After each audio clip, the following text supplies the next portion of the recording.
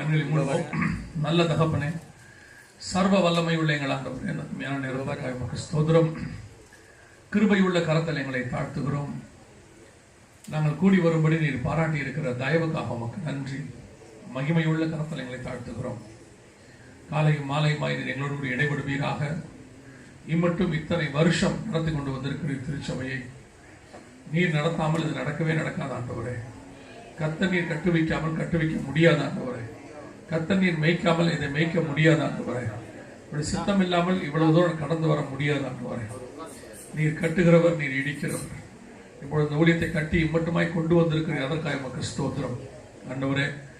இந்த ஊழியத்தில் நீர் என்ன திட்டம் வைத்தீரோ, என்ன தரிசனம் வைத்தீரோ, அதை எல்லாவற்றையும் வருகிற நாட்களில் நிறைவேற்றிக் கொண்டு போகிற தயவுக்காக உமக்கு ஸ்தோத்திரம். மகிமையுள்ள கரத்தில் எங்களை தாழ்த்துகிறோம். இந்த காலை வேளையிலும் எங்களோடு கூட நீர் பேசுவீராக.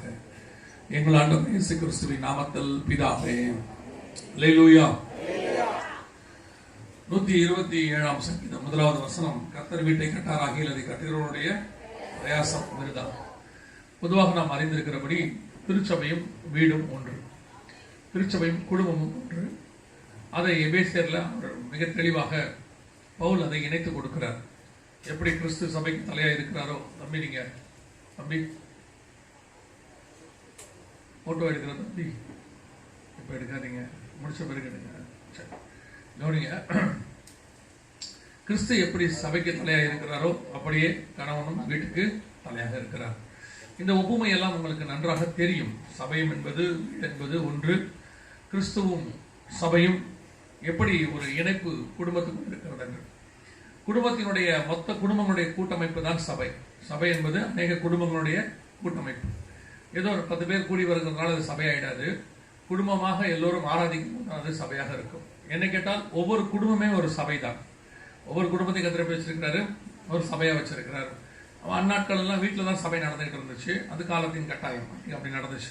இன்னைக்கு நாம் கூடி வருகிறோம் எல்லோரும். அப்படி வரும் பொழுது ஒவ்வொரு குடும்பமும் ஒரு சபை. நம்ம அத்தனை பேரும் சேர்ந்துதான் ஒரு சபையாக இருக்கிறோம். அப்படி இருக்கும் பொழுது ஒரு சபையினுடையதான சக்சஸும் ஒரு குடும்பத்தினுடைய சக்சஸும் ஒன்றாக இருக்கிறது. ஒரு குடும்பம் பிரிந்தால் அந்த சபைக்கான ஒரு கல் கொஞ்சம் வீக் ஆகுதுன்னு அர்த்தம். அல்லது ஒரு குடும்பத்தில் ஒரு பிரச்சனை வருதுன்னா அந்த சபைக்கு ஒரு பிரச்சனை வருதுன்னு அர்த்தம்.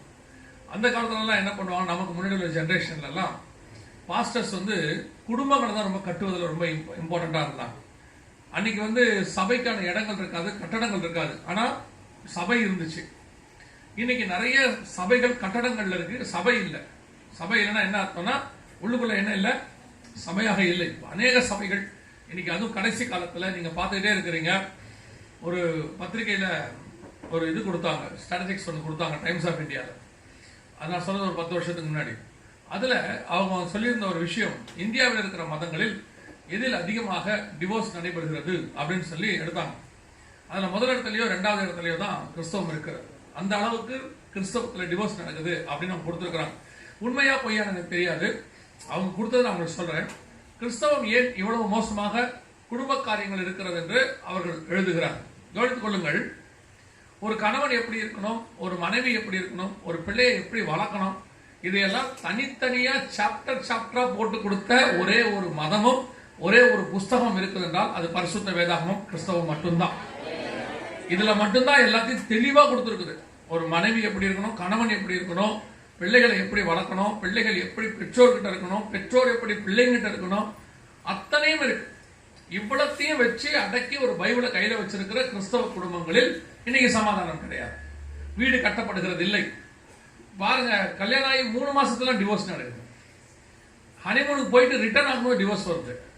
நான் கிறிஸ்தவத்தை பத்தி மட்டும் பேசுகிறேன். மற்ற இதுல இருக்கு, அவர்களை குறித்து பேச வேண்டிய அவசியம் நமக்கு இல்லை.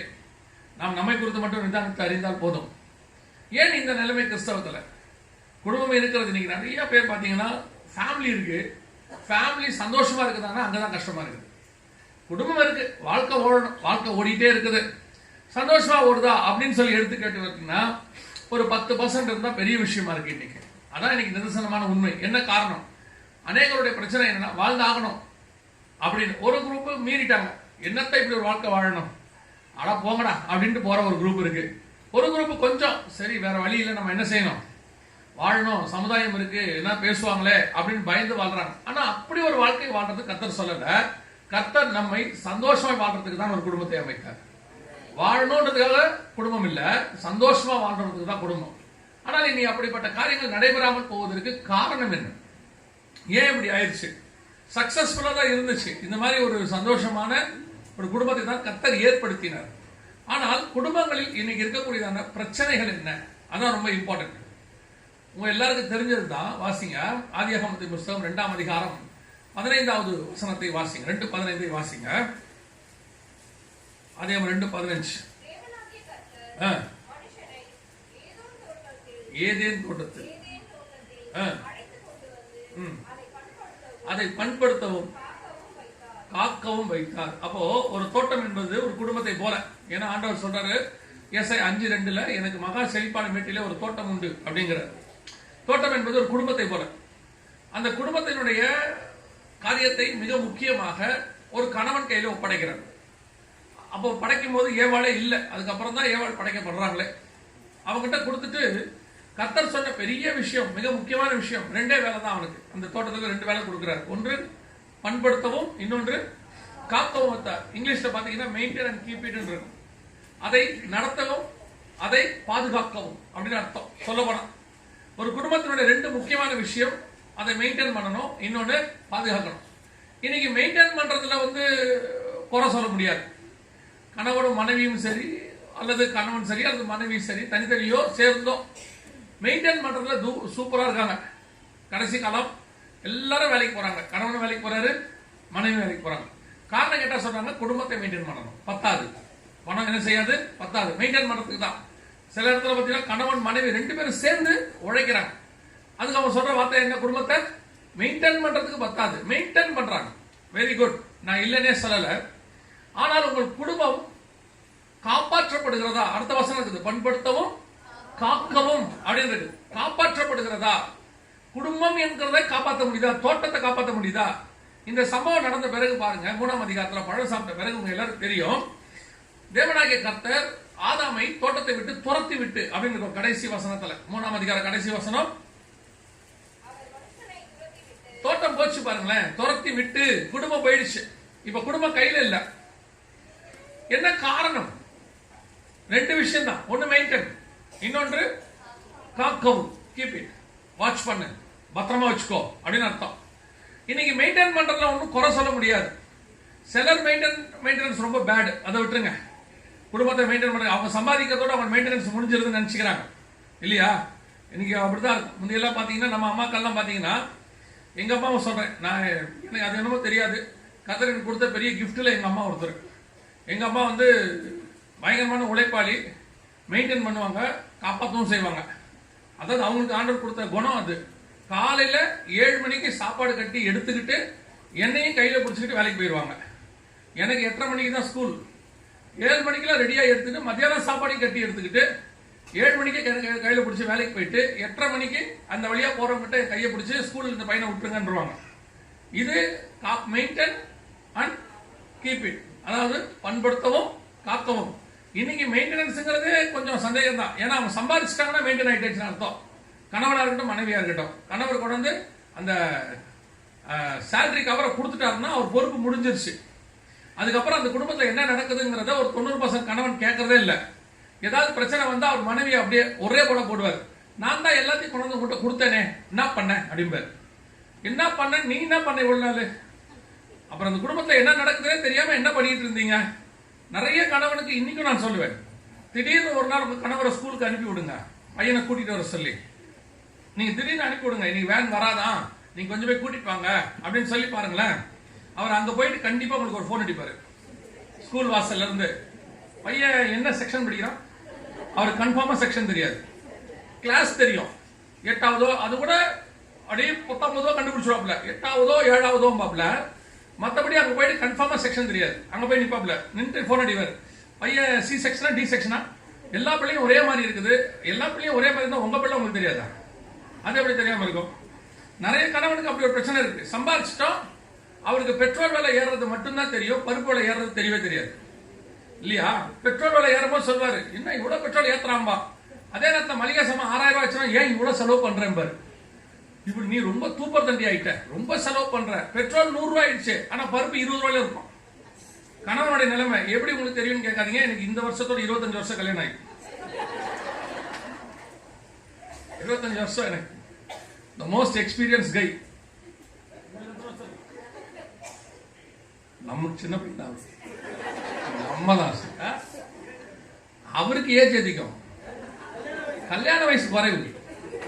நமக்கு கல்யாணம் ஏஜ் கம்மி, எக்ஸ்பீரியன்ஸ் ஜாஸ்தி இல்லையா? மோஸ்ட் எக்ஸ்பீரியன்ஸ் கையில் நான் 25 வருஷம் ஆச்சு இல்ல, எனக்கு தெரியும். இப்போ கொஞ்சம் நான் தப்பிச்சிருக்கேன் 2-3 வருஷமா. அதுக்கு முன்னாடி எங்க வீட்டை என்ன செய்வாங்கன்னா, பழைய நான் ஊழியத்துக்கு போறதுனால அவங்க அநேகமா எல்லாத்தையும் பார்த்துருவாங்க, என்ன ரொம்ப டிஸ்டர்ப் பண்ண மாட்டாங்க. ஆனா ஒரு விஷயத்துக்கு மட்டும் கண்டிப்பா கூப்பிடுவாங்க. எங்கன்னா மளிகை சாமான் வாங்க போகும்போது கூப்பிடுவாங்க, நீ கொஞ்சம் வந்துருங்கம்பாங்க. நான் என்ன நினைச்சுப்பேன்னா, நம்ம இல்லாம போக மாட்டாப்புல போல, நம்ம மேல என்ன இருக்கு ஒரு பாசம் அப்படின்ட்டு நானும் மளிகை சாமானுக்கு மாசம் மாசம் கரெக்டா போயிடுவேன். இந்த வண்டியில தள்ளிக்கிட்டே எல்லாத்தையும் எடுத்து வச்சுக்கிட்டே வருவாங்க. கரெக்டா பில்லு போடுற இடத்துல காணாம போயிடுவாங்க, இருக்க மாட்டாங்க. அப்படியே திரும்பி பார்த்தோம்னா ஒரு 10 அடி தள்ளி எதாவது பார்த்துக்கிட்டே நிற்பாங்க. நான் கூப்பிடுவேன், அங்கிருந்து சொல்லுவாங்க. அப்பதான் ஒரு பொருளா பில்லு போடும்போது சக்குன்னு ஏறும். 150, 200, 450, 500, அப்படியே 7000, 6000 வந்து நிற்கும் பில்லு. அப்பதான் நமக்கு தெரியும், ஓ இவ்வளவு ஆகுது, இவ்வளவு கன்ஃபார்மா என்ன செய்யுது ஆகுது. நமக்கு பெட்ரோல் ஆகுறது தெரியும், கன்ஃபார்மா பருப்பு ஆகுறது தெரியாது. இப்பதான் ஒரு 2-3 வருஷமா நான் போறதில்ல, எங்க பசங்களை விட்டுறது. நீங்களே பாத்துங்க, ஏன்னா நமக்கு ஹார்ட் அட்டாக் வருது. இவங்க அப்படி வேலையை சேர்த்து வச்சிருக்கிறாங்க, நம்ம ஒண்ணும் செய்ய முடியாது. அது கர்த்தருடைய கிருபையில ஓடிட்டு இருக்குது. இல்லைன்னா இதெல்லாம் கஷ்டம். அப்ப நல்லா கவனிச்சுக்கொள்ளுங்க, ஒரு குடும்பத்தினுடைய மெயின்டைன் என்பது வெறும் பணத்தை கொண்டு வந்து கொடுப்பது அல்ல. முந்தியெல்லாம் உட்கார்ந்து 2 பேரும் ஒரு பட்ஜெட் ஒன்று போடுவாங்க, என்ன நடக்குது ஏது நடக்குதுன்னு. இப்ப நிறைய கணவர்கள் அப்படி போடுறதே இல்லை. மனைவிகளும் அதே நேரத்தில் மெயின்டைன் என்ன, உங்களுடைய மெயின்டெனன்ஸ் என்ன, பாத்திரம் விளக்கிறதுக்கு ஒரு ஆள் இருக்குது, அப்புறம் வீட்டுக்கு மாவு போடுறதுக்கு ஒரு ஆள் இருக்குது, துணியை வாஷிங் மிஷின் துவைக்குது, அயன் யாரோ ஒருத்தர் பண்ணி கொடுக்குறாங்க, அதை எடுத்து வைக்கிறதுக்கு ஆள் இருக்காது. தெரியுமா உங்களுக்கு? சோஃபா மேலேயே அயன் துணி 2 நாளைக்கு இருக்கும். அது அந்த துணியை எடுத்து வைக்க சண்டை நடக்கும். உங்க துணியை நீங்க எடுத்து வச்சா என்ன, ஏன் துணியை நீங்க, இதுக்கு பேரு மெயின்டெனன்ஸ். நிறைய வீட்டுக்கு பாருங்களேன், எங்க அம்மா இருக்கும் போதெல்லாம், அப்பெல்லாம் வந்து இந்த மாதிரி 2 வீலர்லாம் ரொம்ப இருக்காது, எல்லாம் பஸ்ல தான் வருவாங்க. ஊர்ல வந்தா 10 மணிக்கு 11 மணிக்கு நைட்ல வருவாங்க. திடீர்னு வந்து கதவை தட்டுவாங்க. அன்னைக்குள்ள பெரியவங்க எல்லாரும் கேட்கிற முதல் கேள்வி, ஐயோ வாங்க சாப்பிடுங்க, சாப்பிட்டுக்க மாட்டீங்கம்பாங்க. இப்ப கேட்கிற கேள்வி, சாப்பிட்டு வந்துட்டீங்க தானேன்றான். பாசிட்டிவ் அப்ரோச், அதுக்கு பேரு. அப்ரோச்சே என்ன அப்ரோச், சாப்பிட்டு வந்துட்டீங்க தானே அப்படிம்பா. வந்தவன் சொல்லுவானா, இல்ல உங்க வீட்டுல சாப்பிட்றதுக்கு தான் வந்தேன் நான் சொல்ல போறேன். பெரும்பாலும் சொல்லிடுவான், இல்லம்பா. என்ன மாதிரி கொஞ்சம் வெட்டை இல்லாதவனா, ஆமா சாப்பிட்டு தான் வந்தேன் எடுங்க அப்படின்றான். அவன் சொல்லிடுவான். இப்ப இருக்க மனைவி எப்படி தெரியுமா, கணவர் யாராவது திடீர்னு கூட்டு வந்துருவாரு. அந்த அம்மா கேட்கிற முதல் கேள்வி, சொல்லாம கொள்ளாம ஏன் திடீர்னு கூட்டு வந்தீங்க, இப்ப ஒரு போன் பண்ணலாம்ல, எதுக்கு, ஏன் அந்த போன் பண்ணணும், மெயின்டைன் ஆகணும் வீடு. அதுக்கு முன்னாடி அந்த வீடு எப்படி இருக்கும், ஒருத்தன் திடீர்னு ஒருத்தரை கூட்டு வந்துட்டான் வீட்டுக்கு, பார்த்தா வீடு அப்படியே கிடக்கு. உடனே வைஃப் கேட்டாங்களா, ஏன் திடீர்னு அவனை கூட்டு வந்துட்டீங்க, நீங்க ஒரு வார்த்தை சொல்ல வேணாம், இல்ல அவன் கல்யாணம் பண்ண போறான், கல்யாணம் பண்ணா உன் நிலைமை என்னன்னு அவனுக்கு தெரியணும். அதுதான் முதல்ல டக்குன்னு கூட்டு வந்தேன். நீங்க நல்லா பாருங்களேன், திடீர்னு அந்த வீட்டுக்கு ஆள் வந்த உடனே அந்த ஹால் மறுரூம் ஆகும். பார்த்திருக்கீங்களா? அப்படியே ஏன்னா நம்ம சோஃபாவே துணிக்காய வைக்க தானே வச்சிருக்கிறோம். சோஃபாங்கிறது துணிக்காய வைக்கிற ஒரு இடம், பையன் ஸ்கூலுக்கு போயிட்டு வந்து பேக் போடுற ஒரு இடம், அதுதானே சோஃபா வச்சிருக்கோம். ஆளே உட்கார முடியாது. பார்த்திருக்கீங்களா? நிறைய நேரத்துல அது ஒரு ஆள் வீட்டுக்கு வராருன்னா மொத்தத்தையும் அள்ளி போட்டு அப்படி தூக்கி அந்த பெட்ரூம்குள்ள பெட் மேல போட்டு அது கதவை சாட்டிடுவாங்க. இந்த வரவன் நினைச்சுப்பான், சே என்ன அழகா மெயின்டைன் பண்றாங்க, எவ்வளவு அழகா அந்த வீட்டை மெயின்டைன் பண்றாங்க. அவன் வைஃப் அவன் நினைச்சுப்பான், நீங்க மெயின்டைன் பண்றீங்க பாரு, இந்த சிஸ்டர் எவ்வளவு அழகா வீட்டை பெட்ரூம் வந்துடுறாரு செத்த நீயத்தோட. அந்த பெட்ரூம் எப்படி இருக்கும்னு கேட்டீங்கன்னா நிலைமை கவலைக்கிடமா இருக்கும். ஒண்ணு இந்த ரூம் கிளீனா இருக்கும், இல்ல பெட்ரூம் கிளீனா இருக்கும். ஒண்ணு பெட்ரூம் கிளீனா இருந்தா இந்த ரூம் இருக்கும். இதுக்கு பேர் தான் இன்னைக்கு என்னது, மெயின்டெனன்ஸ். கேட்டா ஒரே வார்த்தை சொல்றது, எங்க இன்னைக்கு இருக்கிற பயங்கர பிஸி ஷெட்யூல். அது என்னதான் பிஸின்னு எனக்கும் தெரியல. நானும் ஒரு 25 வருஷமா தேடி தான் பார்க்கறேன் அந்த பிஸிய, ஒன்னும் கண்டுபிடிக்க முடியல. அந்த அளவுக்கு இன்னைக்கு குடும்பங்களுடைய மெயின்டெனன்ஸ். சரி, உலக பிரகாரமாக பரவாயில்லை. What about your spirituality? இன்னைக்கு குடும்பத்தினுடைய மெயின்டெனன்ஸ், ஸ்பிரிச்சுவல் மெயின்டெனன்ஸ் இருக்குதா, பண்படுத்தப்படுகிறதா? உங்கள் கணவருடைய, மனைவியுடைய, பிள்ளைகளுடைய ஆவிக்குரிய நிலைமை உங்களுக்கு தெரியுமா? அதாவது இன்னைக்கு மாப்பிள்ளை தேடும் போதே, பொண்ணு தேடும் போதே எப்படி தேடுறாங்க, நல்லா படிச்ச பொண்ணு. இப்ப முந்தியாவது பார்க்கும்போது சொல்லுவாங்க மூக்கு மொழியா இருக்கணும் ஒரு வார்த்தை. இப்ப அந்த பேச்சே கிடையாது. மாப்பிள்ளை நல்ல செட்டிலா இருக்கணும். அவன் எப்படி இருந்தாலும் பரவாயில்ல, இப்ப அவருக்கு முன்னாடி சொட்ட விழுந்திருந்தாலும் பரவாயில்ல, பிரச்சனை இல்லை, முடிய நட்டுக்கலாம். ஆனா அவர் நல்ல சம்பாதிக்கிறவரா இருக்கணும். அது சொல்லுது இப்ப இருக்க நிலைமை. முந்தையெல்லாம் சொன்னோம், பொண்ணு பார்த்தா PS ராஜமணி ஐயா சொல்லுவாங்க, இப்ப அவர் இல்ல, கத்தருக்குள்ள போயிட்டாரு. மொத்தம் அவர்கிட்ட கேட்டானா, உங்க சர்ச்சில் எனக்கு ஒரு பொண்ணு இருந்தா கல்யாணம் பண்ணி வைங்க, எப்படி வேணும்னு கேட்டாராம். சுண்டுனா ரத்தம் வர மாதிரி இருக்கணும். அப்ப அவர் சொன்னாராம், இந்த சர்ச்சை வாசம் ஒரு குஷ்டோகம் பிடிச்ச ஒரு அம்மா உட்காந்துருக்காங்க, அவங்களை கூட்டிட்டு போ, அவங்களுக்கு தான் புண்ணுல சுண்டுனா ரத்தம் வந்துகிட்டே இருக்கும். அந்த நேரத்தில் அப்படிதான் கேட்பான், சுண்டுனா ரத்தம் வரணும், சக்க செவேர்னு இருக்கணும், மாப்பிள்ள ராஜா மாதிரி இருக்கணும். எந்த நாட்டுக்கு ராஜா மாதிரி இருக்குது கேட்கும் போது. இப்ப அப்படிலாம் கேட்கறதே இல்லை. கொஞ்சம் ஏறக்குறையா இருந்தா பரவாயில்ல, எப்படி இருந்தாலும் பரவாயில்ல, ஆனா நல்ல செட்டில் ஆயிருக்கணும், நல்லா படிச்சிருக்கணும், நல்ல சொந்த வீடு இருக்கணும், எல்லாம் இருக்கு. இதெல்லாம் கேட்கறீங்களே, ஆவிக்குரிய காரியத்தை கேட்டீங்களா? ஒரு சர்வே எடுத்தாங்க ரீசெண்டா, தெரிஞ்ச நண்பர் தான், அவருடைய சர்ச்சில் உட்காந்து வாலிப பிள்ளைங்கிட்ட கேட்டாரு, பசங்கிட்டையும் பொண்ணுங்கிட்டையும், எல்லாம் எல்லாருமே கல்யாண வயசுல இருக்கிறவங்க, உங்க கல்யாணத்துக்கு என்ன ப்ரிஃபரன்ஸ், எது முக்கியமா பாக்குறீங்க அப்படின்னு கேட்டா 7 காரியம் சொல்லியிருக்கிறார். 7 காரியத்துல எழுதுங்க, ஏதாவது 7 பாயிண்ட் எழுதுங்க. 7 பாயிண்ட்ல ஒண்ணு கூட ஸ்பிரிச்சுவாலிட்டி இல்ல, ஆவிக்குரிய காரியத்தை பத்தி ஒண்ணு கூட இல்ல. படிப்பு இருக்குது, சர்ச் இருக்குது, அப்புறம் உயரம் இருக்குது, கலர் இருக்குது, சம்பாத்தியம் இருக்கு, ஆனா எது இல்ல? ஆவிக்குரிய விதத்துல அந்த பையன் ரட்சிக்கப்பட்டிருக்கிறானா, ஞானசாரம் எடுத்திருக்கிறானா, அல்லது அந்த பொண்ணு ஊழியத்துக்கு போகுமா, இந்த மாதிரி ஸ்பிரிச்சுவல் கேள்வியே இல்ல. இப்ப என்ன சொல்லிடுறானா, கொஞ்சம் முன்ன பின்ன தான் இருக்கும்ன்றான். அது என்ன முன்ன பின்ன இருக்கணும்னு புரியல. ஸ்பிரிச்சுவாலிட்டிக்கு இம்பார்ட்டன்ஸ் கொடுக்காத குடும்பம் எப்படி உங்களால மெயின்டைன் பண்ணுவீங்க? எப்படி உங்க குடும்பம் கத்தருக்குள்ள நிக்கும்? இன்னைக்கு பணக்காரனா வாழணும்னு ஆசை இருக்குது கிறிஸ்தவங்களுக்கு, இன்னைக்கு கௌரவமா வாழணும்னு ஆசையா இருக்குது. ஆனால் ஸ்பிரிச்சுவாலிட்டியா வாழணும்னு அவசியம் இல்லை. அன்னைக்கு உள்ளவங்க பணம் குறைவா இருந்தாலும் ஸ்பிரிச்சுவலா இருந்தாங்க, கௌரவமா இருந்துச்சு. இன்னைக்கு பாருங்க, எல்லாரும் இன்னைக்கு பயங்கர பணக்காரா இருக்கிறாங்க, கௌரவம் இல்ல. கிறிஸ்தவ குடும்பத்துல விவாகரத்து நடக்குது. ஒரு காலத்துல இன்னைக்கு இது எவ்வளவு மோசமான உலகம் உங்களுக்கு சொல்றேன். அன்னைக்கு கல்யாணம் எல்லாரையும் கூட்டி சேர்த்து எல்லாருக்கும் தெரியற மாதிரி கல்யாணம் பண்ணுவான். டிவோர்ஸ் ஆயிடுச்சுன்னா யாருக்கு தெரியாம மூடி மறைப்பாங்க. எதுக்குன்னா விவாகரத்து ஆயிடுச்சு, அசிங்கம் ஆயிடுமே அப்படின்னு. இப்போ யாருக்கு தெரியாம கல்யாணம் பண்ணிடுறான். டிவோர்ஸ் ஆயிடுச்சுன்னா சோசியல் மீடியால போடுறான், நாங்கள் இது முதல் கொண்டு பிரிந்து வாழ போகிறோம், நண்பர்களாக பிரிந்து இருக்கிறோம், நீ எக்கேடு கேட்டா எங்களுக்கு என்ன, ஏன் போடுறாத? இன்னைக்கு அது அசிங்கமாவே அவங்களுக்கு படல, அது ஒரு தப்பாவே அவங்களுக்கு தெரியல. நான் கிறிஸ்தவ குடும்பங்களில் சொல்லுகிறேன், இன்னைக்கு கிறிஸ்தவ குடும்பங்களில் டிவோர்ஸ்ங்கிறது ரொம்ப நார்மல் ஆயிட்டே வருது. கேட்டு பாருங்க, ஒரே சபையில 2 பேருக்கு பாஸ்டர் 3 கல்யாணம் பண்ணி வச்சிருக்கிறார். எப்படி தெரியுமா? 2 பேருக்கு 3 கல்யாணம். முதல் கல்யாணம் அவர் தான் பண்ணி வச்சிருக்கிறார் 2 பேருக்கும். 2 பேரும் பிரிஞ்சுட்டாங்க 2 வருஷத்துல. ஆனா சர்ச்சுக்கு வந்துகிட்டே இருக்கிறாங்க. அப்புறம் அந்த பையன் கேட்டுக்கிறான், பாஸ்டர் தனிமையா இருப்பது நல்லதல்ல, 2 வருஷம் ஆகி போச்சு, இதான் பார்த்து செய்யுங்க. இன்னொரு பொண்ணை பார்த்து பாஸ்டர் கல்யாணம் பண்ணி வச்சுட்டார். இப்போ அந்த பிரிச்ச பொண்ணு இருக்குல்ல, அது கேட்டிருக்கு, அவனுக்கு மட்டும் பண்ணி வச்சீங்கல்ல, எனக்கும் பண்ணி வைங்க, நானும் தனிமையா இருப்பது நல்லதல்ல. இப்போ அந்த பொண்ணுக்கு இன்னொரு பையனை பார்த்து கல்யாணம் வச்சுட்டாரு. 2 பேருக்கு 3 கல்யாணம், ஒரே சர்ச்சில் ஒரே பாஸ்டர். இந்த 3 பேர் பரலோகத்துக்கு போவாங்களா இல்லையா தெரியாது, ஆனா பண்ணி வச்சவர் போக மாட்டார்.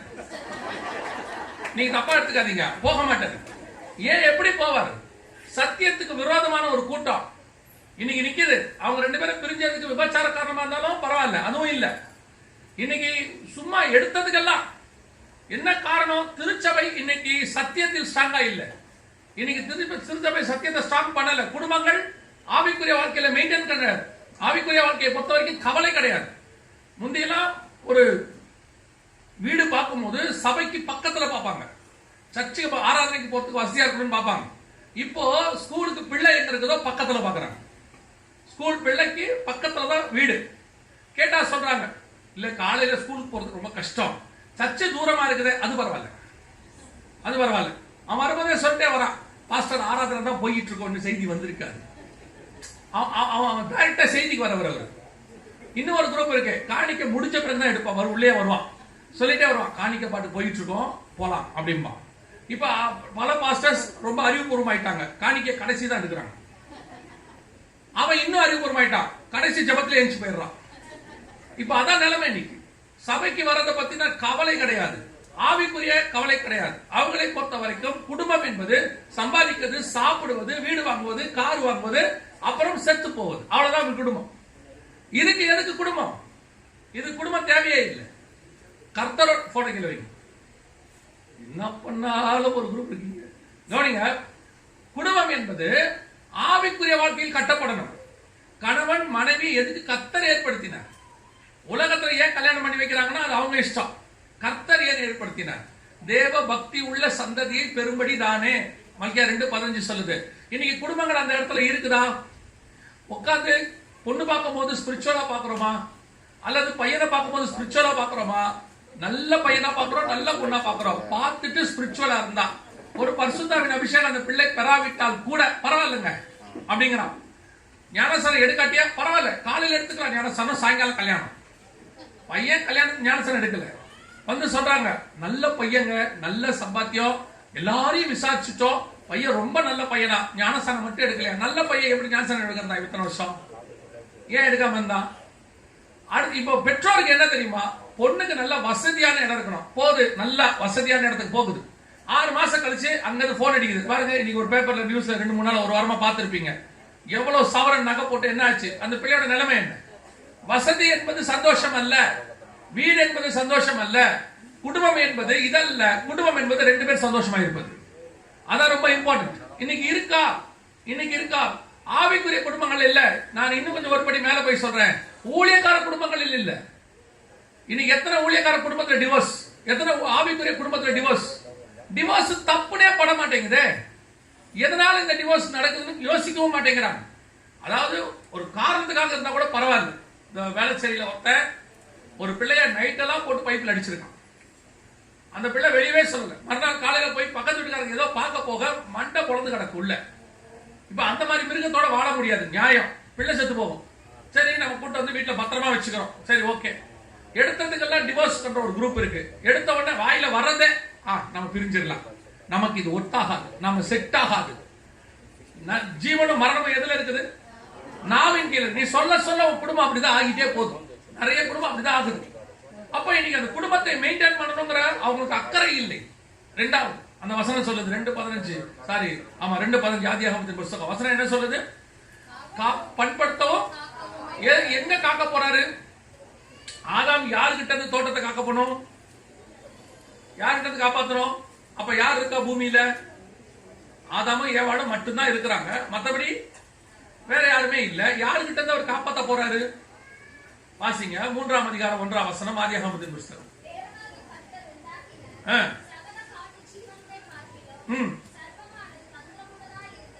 நல்ல கவனிங்க. தேவனாகிய கர்த்தர் உண்டாக்கின சகல, அப்பனா மிருகம், சர்ப்பம் என்ன ஜீவன்? அது வெளியே இருக்கு, தோட்டத்துக்கு வெளியே இருக்கிற மிருகம்.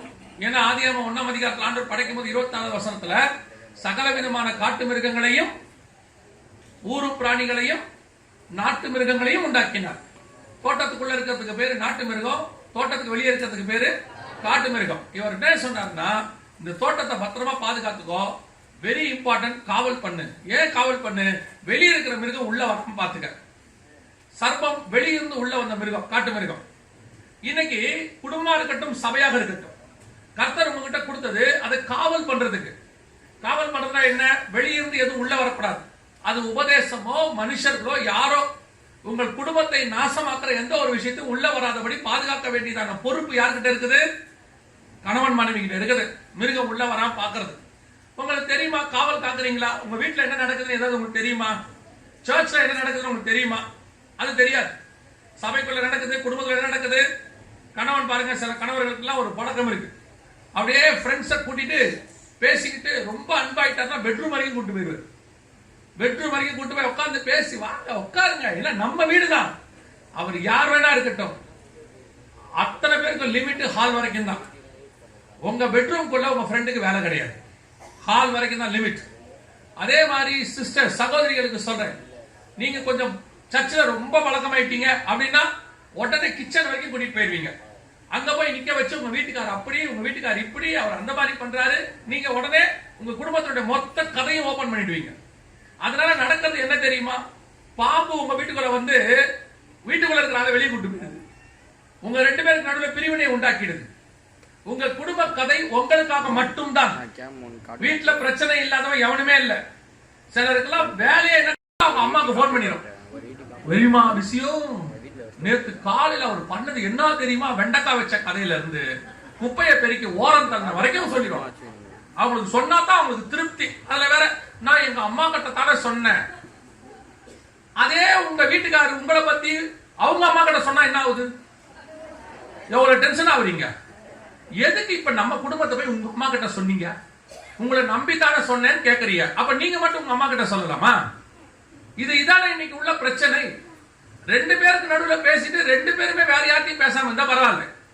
ஒரு குடும்பத்துல பிரச்சனை வந்துருச்சு. ஒரு சகோதரி வந்து பாஸ்டர் கிட்ட சொல்றாங்க, பாஸ்டர் வசனம் என்ன சொல்லுது? பாஸ்டர் கேட்டு எனக்கு தெரியாதுமா நீங்க சொல்லுங்க. ஏன்னா இப்பெல்லாம் பாஸ்டரோட விசுவாசி கேட்கிற வசனம் தான் ரொம்ப கொடுமையா இருக்கு. பாஸ்டர் சொல்லிருக்க நீயே சொல்லு.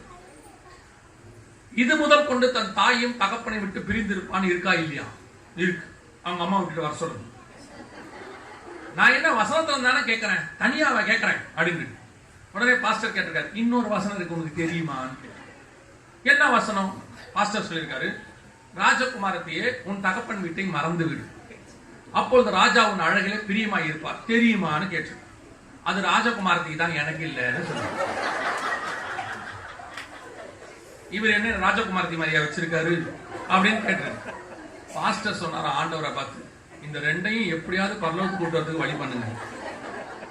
இன்னைக்கு இதான் சர்ச்சோடைய நிலைமை, இதான் கணவனுடைய நிலைமை, இதான் மனைவியோடைய நிலைமை. வீட்டுல நடக்கிறது ஒரு வசனத்தை புடிச்சுக்கோ, இன்னொரு வசனத்தை விட்டுறோம்.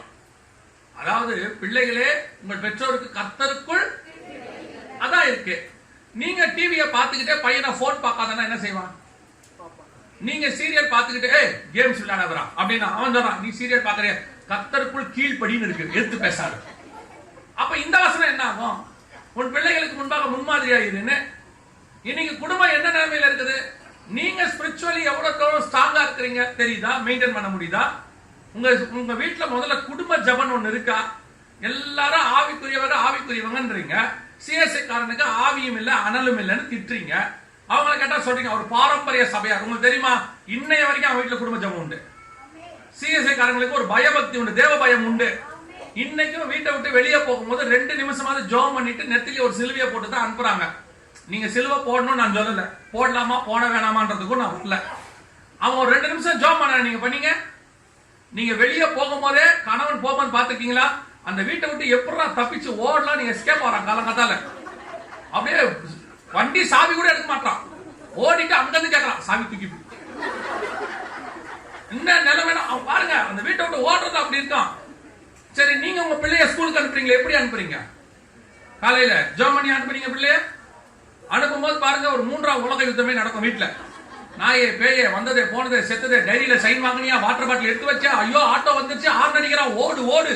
சில அம்மாலாம் பிள்ளை அது நடுவில் பிள்ளை பாசம் வேற, இட்லியா இருந்தா அப்படி கையில பசலிக்கிட்டே வாயில ஊட்டிக்கிட்டே ஓடும், வாயில போறேன் அப்படின்னு இந்த சிமெண்ட் பூசுவான் பாருங்க செவுத்துல, அந்த மாதிரி அப்படியே பூசிட்டே ஓடும்.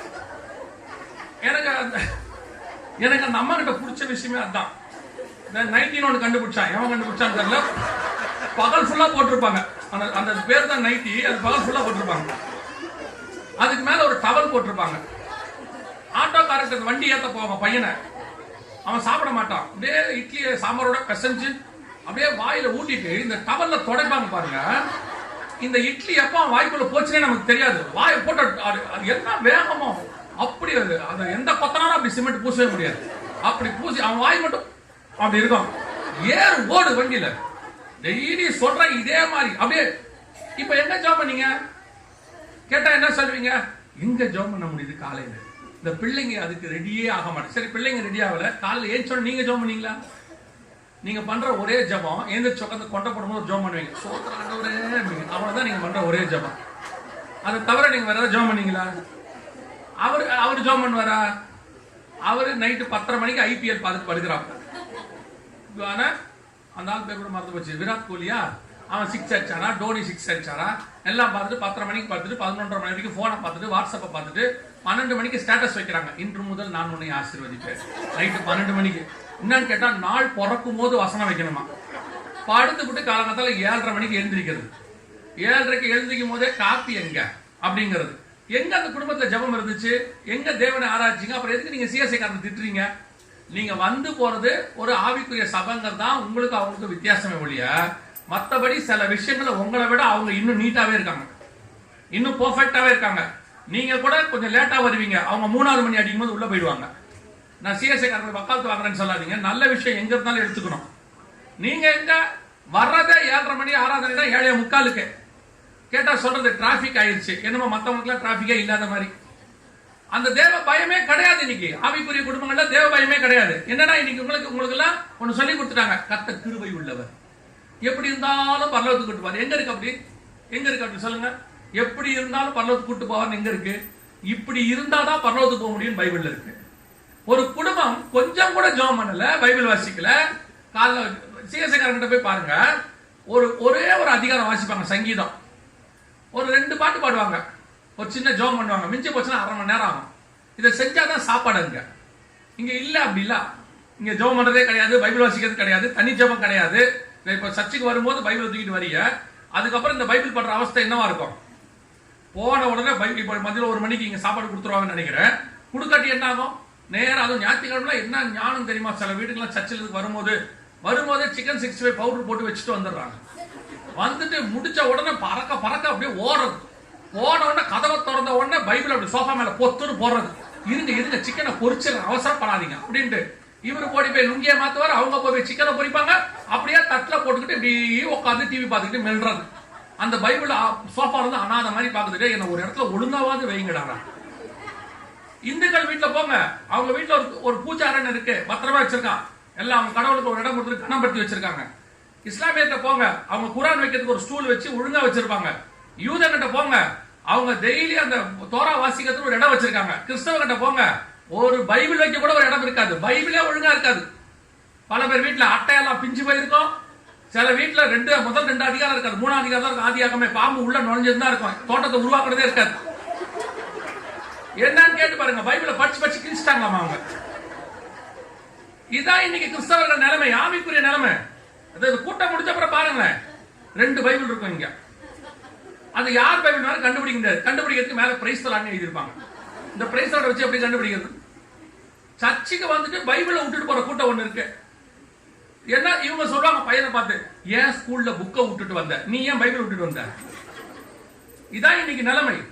உங்க தோட்டத்தை நீங்கள் காக்கவும் இல்லை, பண்படுத்தவும் இல்லை. ஆனா நான் இப்போ சொல்றேன், நம்மெல்லாம் இன்னும் நிர்மூலமாகாமல் இருப்பது அவருடைய கிருபை மட்டும். ஆனா ரொம்ப நேரம் பொய்யான மாயை பற்றி கொண்டு கிருபையை போக்கடிக்க கூடாது. You want to give preference to the Lord. கர்த்தருக்கு கொடுக்க வேண்டிய முக்கியத்துவத்தை என்ன செய்யணும்? கண்டிப்பாக கொடுக்கணும். அப்படிதான் பைபிள் சொல்லுது. இல்லைன்னா வீட்டுல பாம்பு வரும். ஏன் குடும்பம் பிரிஞ்சு போகுது? அதான் காரணம்.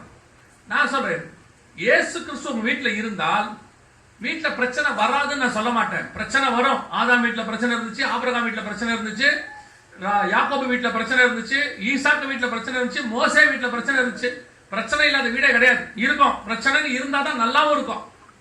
யோசிச்சு பாருங்க, ஒரு வீடு பிரச்சனையே இல்லாம இருக்கு. அன்னைக்கு ஒரு பாஸ்டர் சொல்றாரு, நானும் என் மனைவியும் சண்டை போட்டு 50 வருஷம் ஆகுறதுனாரு. எனக்கு சந்தோஷமா இருந்துச்சு கேட்க. ஆனா எப்படி இருக்க முடியுதுன்னு என்னாலையும் முடியல. நானும் யோசிச்சுதான் பாக்குறேன். நீங்க யோசிச்சு பாருங்க, கதவை தட்டும் போது இவர் தட்டுவார் போல, என் புறாவே, என் உத்தமியே, கதவை தர, என் தலை பணியை நான் நினைக்கிறது. உடனே அந்த அம்மா, என் நேசருக்காய் நான் காத்திருந்தேன், இதோ நேசருடைய சத்தத்தை கேட்டேன், உள்ளே நுழைஞ்ச உடனே என் கனிகளை புசிக்கும்படி வாரும். இந்த மாதிரி ஒரு குடும்பம் நடக்குமா? சரி, நார்மலாவே எடுத்துக்கோங்களேன். இப்படி யோசிச்சு பாருங்க, சண்டையில எல்லாமே இருந்தா நல்லா இருக்குமா? அவர் கதவை தட்டுற வேகத்திலே அந்த அம்மா சொல்லும், அந்த ஆள் சரியில்லை. இன்னைக்கு பிள்ளைங்கிட்ட சொல்லும், அந்த ஆள் சரியில்லை, யாரும் பேச்சு கொடுக்காதீங்க, எங்க எவன் என்ன திட்டினான்னு தெரியல, நம்ம கிட்ட தான் ஏறுவாப்புல, அமைதியா இருங்கன்றோம். அந்த அம்மா கரெக்டா கண்டுபிடிச்சு சொல்லும். அது எப்படித்தான் சொல்ல தெரியாது. இப்ப கணவனும் சுதாரிச்சுட்டா. வீட்டுக்கு வரும்போதே மனைவிக்கு போன், பிள்ளைக்கு போன் அடிக்கிறான், வீட்டுல நிலைமை எப்படி இருக்குடா, வரலாமா, இல்ல டீ குடிச்சுட்டு ஒரு 1 hour கழிச்சு வரட்டுமா? பையன் சொல்றான், புயல் இன்னும் கரையை கடக்கல, நீ எதுக்கும் ஒரு 1/2 hour கழிச்சே வா. அப்படி இருந்தாலும் வீடும் நல்லா தான் இருக்கும் பாருங்களேன், கொஞ்சம் பரபரப்பா இருக்கும்ல வீடு. எப்ப பார்த்தாலும் உங்க வீட்டுல என்ன பரலோகமே அப்படின்னு இருந்தா எப்படி இருக்கும்? அப்படி இருக்காது. ஏதோ ஒண்ணு வந்து போகதான் இருக்கும், பிரச்சனைகள் இருக்கதான் செய்யும். ஆனால் இயேசு கிறிஸ்து உள்ள இருந்தார்னால் அது முப்பரி நூல் பிரியாது, அது கட்டி உங்களை பத்திரமாய் பாதுகாக்கும். அதுக்குதான் அந்த பிரேயர், அந்த பைபிள் ரீடிங் இதெல்லாம் இருக்கணும். சில நேரத்தில் சில பாத்தீங்கன்னா பாஸ்டருக்கு வந்து ஆச்சரியமா இருக்கும். செவ்வாய்க்கிழமை புதன்கிழமை வந்து 2 பேரும் சண்டை போட்டுருப்பாங்க பயங்கரமா பாஸ்டர் கிட்ட. இந்த ஆள் கூட நான் வாழ முடியாது பாஸ்டர். உடனே அவர் சொல்லுவார், இவ கூட நான் இருக்கவே முடியாது பாஸ்டர். அப்புறம் பாஸ்டர் ஆலோசனை எல்லாம் சொல்லுவாரு. அப்புறம் வீட்டுக்கு போய் ஆலோசனை சொல்லுவாரு. வியாழன் வெள்ளியில சரியாயிரும். ஞாயிற்றுக்கிழமை 2 பேர் வரும்போது பாஸ்டர் நினைப்பாரு, புதன்கிழமை இது 2 தானே சண்டை போடுச்சு. அப்படியே பாத்தீங்கன்னா அந்த ஆள் அவரை கூட்டிட்டு வரதும் அந்த அம்மா கூட்டு வரதும் பண்ணாங்க நான் பைபிளை வச்சுக்கிறேன். இல்லம்மா நான் வச்சுக்கிறேன். பாஸ்டர் கேட்பாரு, இந்த 2 லூசா இல்ல நம்ம லூசா? இப்பதானே 3 நாளைக்கு முன்னாடி இந்த மாதிரி அடிச்சுக்கிச்சுங்க 2ம். அடுத்த சண்டைக்கு வருவாங்கல்ல, அப்ப பாஸ்டர் ரெடி ஆயிடுவாரு, வாங்க என்ன நீங்க லூசாக்க பாக்குறீங்க தானே அப்படின்ட்டு. எதுக்கு சொல்றேன், அப்படித்தான் வரும். அப்புறம் சரியாகும். இதுதான் குடும்பம், இப்படிதான் இருக்கும், இப்படிதான் போகும்.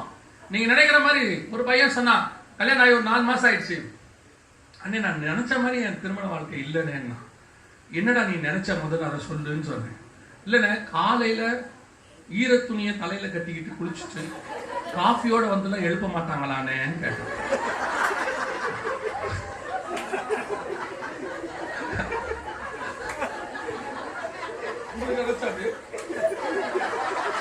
அவருக்கும் இல்ல, எனக்கும் இல்ல, யாருக்கும் இல்ல, உங்களுக்கு இல்ல. கனடால என் நண்பர் ஒருத்தர் இருக்காரு. இப்பவும் சொல்வாரு, பாஸ்டர் அந்த ஈர துணி என்னச்சுன்னு கேட்க, 2 பொண்ணு கல்யாணம் போகுது. இப்போ கேட்பாரு, இன்னும் அந்த ஈர துணியோட நீ எழுப்பல பாஸ்டர் அப்படின்னு. எதுக்கு சொல்றேன், அப்ப நான் கேட்டேன், கடைசியா என்ன படம் நான் பார்த்தேன்னு கேட்டேன். ஏன்னா இது ரொம்ப 1960 வந்த படம்.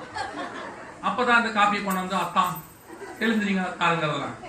சரி இப்ப என்னடா நடக்குதுன்னு காலையில தட்டி சொல்றாங்களாம், பால் வைப்பாங்க காபி போடணும்ங்கிறாங்களாம். நான் சொன்னேன், அது ஒரு ஐடியா இருக்குடா, அது சரியாயிரும்னு சொன்னேன். என்னென்ன செய்யணும்னா, நீ பால் வாங்க போகாத, ஏஞ்சி காப்பி குடிக்க டீ கடைக்கு போயிடு. ஏன்னா நான் கத்துக்கிட்டேன். இப்ப நீங்க காப்பி கேட்டீங்கன்னா பால் கேட்பாங்க, நீங்க போய் வாங்கிட்டு வரணும். அப்புறம் அவங்க அந்த பாலை காய்ச்சி போறதுக்கு 7:30 மணி ஆயிடும். உங்களுக்கு காப்பி குடிக்கிற ஆசையே போயிடும். அப்ப நான் ஒரு நாள் என்ன பண்ணேன், எதுக்குடா நமக்கு வம்பு அப்படின்னு ஒரு 5:30 மணிக்கு எந்திரிச்சு வெளியே போனா டீ கடைக்கு போனேன். டீ இருந்துச்சு. போனோன்னா அவனே எல்லாம் நல்லா கேட்கறாரு. இப்ப டீ கடைக்காரர் சூப்பரா கேட்கறாரு, சார் சக்கரை போடணுமா வேணாமா, காப்பியா லைட்டா ஸ்ட்ராங்கா எல்லாம் கேட்கறாங்க. இந்த மாதிரி எங்கேயுமே கேட்க மாட்டாங்க, எந்த வீட்லயும் கேட்கறதே இல்லை. அவங்க கொடுக்கறதா நம்ம குடிக்கணும், அது வேற விஷயம். அந்த அழகா அந்த 10 ரூபாய்க்கு அவர் எவ்வளவு கேள்வி கேட்கறாப்ல இல்லையா, டாக்டரோட அக்கறையா இருக்காப்ல. ஒரே 10 ரூபா தான் நம்ம டீ கொடுக்குறோம். சார் ஸ்ட்ராங்கா லைட்டா சக்கரை தூக்கலா நாட்டு சக்கரையா ஒயிட் சுகரா எல்லாம் கேட்கறாப்புல. ஃபர்ஸ்ட் கிளாஸா போட்டு கொடுத்துருவாரு. திருப்பி கேட்பாரு, சார் நல்லா இருந்துச்சா அப்படிப்பாப்புல. எல்லாம் ஓகே. நான் போய் நின்ன உடனே பார்த்தா டீ கடையில பயங்கர கூட்டம். அப்பதான் நினைச்சேன், நான் மட்டும் இல்ல, என்ன மாதிரி பாதிக்கப்பட்டவன் ஒரு 50 பேர் இருக்கான். காலையில் 5:30 மணிக்கு எல்லாரும் டீ கடையில் நிக்கிறானா என்ன அர்த்தம், இவன் எவனுக்குமே வீட்டுல டீ கிடைக்கலன்னு அர்த்தம். அதுல நான் இன்னொன்னு கண்டுபிடிச்சேன், நான் சாலமோனுடைய பயங்கரமான ஞானி ஆயிட்டேன். இன்னொன்னு கண்டுபிடிச்சேன், அத்தனை கூட்டத்திலும் ஒரு பெண்ணை நான் காணவில்லை. 1000 பேரில் ஒரு புருஷனை கண்டேன், ஒரு ஸ்திரியை காணவில்லை. அப்ப என்ன கண்டுபிடிச்சனா, டீ குடிக்கிறதுக்கு காலகாலத்தில் 5:30 மணிக்கு ஏந்திரவன் இவன் மட்டும் தான், இவனுக்கு கிடைக்கல. அத்தனை மயிலும் அங்க வந்திருக்கான், நாமளும் அங்க போய் ஜோதியில ஐக்கியமாயிருக்கோம். அவ்வளவுதான். நீ எதுக்கு டீ கட்டி வீட்டுல சண்டை போடுற, கிடைக்காது. ஒண்ணு டீ வேணும்னா வெளியே போய் குடி, இல்ல டீ குடிக்கிறத மறந்துரு, வேலை முடிஞ்சு. நீ சொல்லிக்கலாம், நான் டீ குடிக்கிற பழக்கமே இல்லைங்க. ஏன் உனக்கு அந்த பழக்கம் வந்துச்சு, கொடுக்கலங்க, பழகிருச்சு, வேலை முடிஞ்சு. இதுக்கு போய் வீட்டுல சண்டை போட்டு எதிர்பார்த்து, நான் அந்த மனைவிட்ட அப்படி எதிர்பார்த்தேன் இப்படி எதிர்பார்த்தேன். கல்யாணம் பண்ணி ஒரு பொண்ணை கூட்டு வந்தாங்க. கூட்டு வந்து இந்த ஆள் பயங்கரமான வெஜிடேரியன், பியூர் வெஜிடேரியன். இவரு அது சர்க்கரையில எறும்பு இருந்தா கூட சாப்பிட மாட்டாப்ல, அந்த மாதிரி ஒரு ஆளு. அந்த அம்மா வந்துச்சு கல்யாணம் பண்ணி. வந்த உடனே நானும் கூட உட்கார்ந்து, நாங்களா அப்பதான் ஃபர்ஸ்ட் டே கூட்டு வரோம். கூட்டு வந்தோடனே உனக்கு என்னமா சமைக்க தெரியும்னு கேட்டேன். சிக்கன் ஃப்ரைட் ரைஸும் பீஃப் ஃப்ரையும். நான் நினைச்சேன் செத்தான் சேகரு, தொலைஞ்சாவன். அவரு வாழைத்தண்டு கேட்கிறாரு, அந்த அம்மா மாட்டுக்கறி செய்யுது. வேலை முடிஞ்சா ஒண்ணு இந்த அம்மா வெஜ்ஜா மாறணும், இல்ல இந்த ஆளு மாட்டுக்கறிக்கு மாறணும்.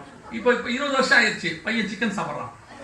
அந்த அம்மா வாழைத்தண்டுக்கு மாறல, இவன் தான் சிக்கனுக்கு மாறி இருக்கான். வேலை முடிச்சுல, அவ்வளவுதான். இவ்வளவுதான் ஃபேமிலி, இப்படிதான் இருக்கும். உடனே இவரை மாதிரி அவரை மாத்த ட்ரை பண்றது. அந்த அம்மா மாதிரி இவரை மாத்த அக்செப்ட் as it is. அதாவது அப்படிதான் இருக்கும். ஆனால் தமிழ் டிரான்ஸ்லேஷன் இருக்கிற வண்ணமாகவே. நீங்க அதை மாத்த முடியாது. மாத்தினா சண்டை தான் வரும், பிரச்சனை தான் வரும். ஆண்டவர் சொல்றாருல்ல, ஏற்ற துணை உனக்கு உண்டாக்குவேன் அப்படின்னாருல. ஏற்ற துணைனா என்ன, உங்களுடைய குடும்ப முகாம் தானே. எனக்கு நீங்க சொல்லுங்க, இவ்வளவு நான் பேசுறேன், இப்ப நீங்க சொல்லுங்க, ஏற்ற துணைனா என்ன, சும்மா சொல்லுங்க. ஏற்ற துணை அப்படின்னா என்ன? உங்களுடைய மைண்ட்ல உள்ள சொல்லுங்க. உடனே போய் தியானிக்காதீங்க. எப்படி ஜெகன் கேட்கிறாரு என்ன வரும் அப்படி போகாதீங்க. உங்களுக்கு ஏற்ற துணை நீங்க நினைச்சது என்ன? கல்யாணம் ஆகும் போது, இப்ப 4 வயசுல அப்படியே இருக்கும்போது கேட்கல, நீங்க கல்யாணம் ஆகும் போது கேட்டேன். நீங்கள் கல்யாணம் ஆகும் போது ஏற்ற துணை என்றால் என்ன?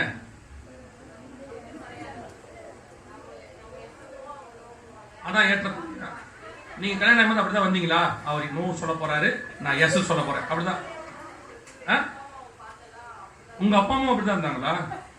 தலைமுறையா போயிட்டு இருக்கு போலியது. சரி, ஓகே.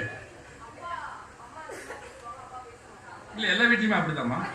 எல்லா வீட்லயுமே அம்மா தான் அதிகம் பேசுறது, அப்பா பேசுறதே இல்ல. சில அப்பாலாம் உண்மையா ஆயிட்டான், பேச்சே வர்றதில்லை இப்ப அவனுக்கு.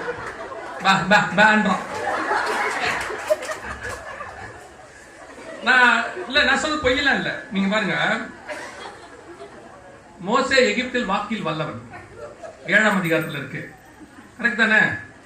கர்த்தர் ஒரு கல்யாணம் பண்ணி வச்சாரு, 40 வருஷம் ஆச்சு. அவன் சொல்றான், நான் திக்குவாயும் மந்தனாவும் உள்ளவனாய் மாறினான். வேலை முடிச்சுல. நான் என்ன பொய்யா சொன்னேன்? எகிப்துல பேசினே இருப்பான் போல, பட பட பட பட பட பேசினே இருப்பான் போல. 40 வருஷம் ஆச்சு. அந்த அம்மா பேச ஆரம்பிச்சு, இவன் திக்குவாயும் மந்தனாவுமாயி ஆடு கூட போயிட்டான். இன்னைக்கு பல கணவன் வீட்டுல அப்படிதான் உட்காந்துருக்கான். அந்த அம்மா பேசிட்டே இருக்கான் அப்படின்றான். மீறி பேசவே முடியாது. சில நேரத்துல மனைவி வந்து கேட்கும், தெரியுமா இந்த புடவை எப்படி இருக்கு அப்படின்னு கேட்கும்.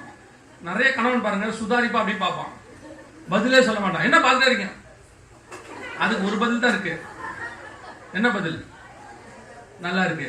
ஒரே பதில் தான் இருக்கு, 2வது பதில் இல்ல. நீங்க நல்லா இல்லைன்னு சொல்லி பாருங்க. அந்த அம்மா அப்புறம் ஆரம்பிக்கும், உங்களுக்கு டேஸ்டே இல்லப்பா, உங்களுக்கும் இல்ல உங்க அம்மாவுக்கும் இல்ல. உங்க அம்மா ஒரு புடவை கட்டியிருக்காங்களா, அது என்ன கலரு? உங்க தங்கச்சிக்கு நிச்சயதார்த்துக்கு ஒரு புடவை கட்டிருக்கு, அது என்ன கலரு?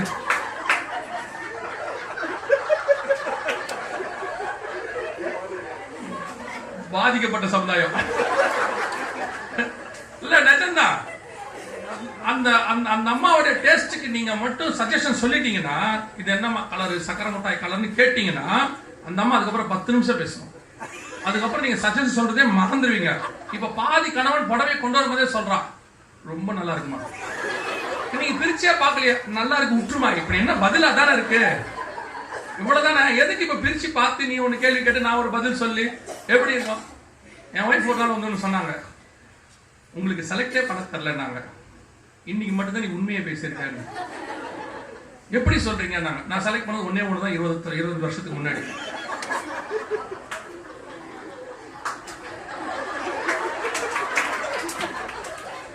எனக்கு பண்ண தரல. அதுக்கப்புறம் நான் செலக்ட் பண்ணதை நிறுத்திட்டேன், நோ செலக்ஷன். அவங்க என்ன சொன்னாங்க, உனக்கு செலக்டே பண்ண தரலங்க உங்களுக்கு. நாங்க ஆமா ஒத்துக்கிறேன், பண்ணிதான் நல்லா பண்ணிருக்க மாட்டோமா. அப்படித்தான். நல்லா கவனிச்சுக்கலுங்க.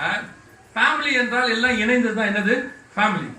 பிரச்சனை வரும், போராட்டம் வரும், அவைகளுக்கு நடுவுல முப்புரி நூலாக இயேசு இருக்கு. நடுவுல அவர் இருக்கணும்.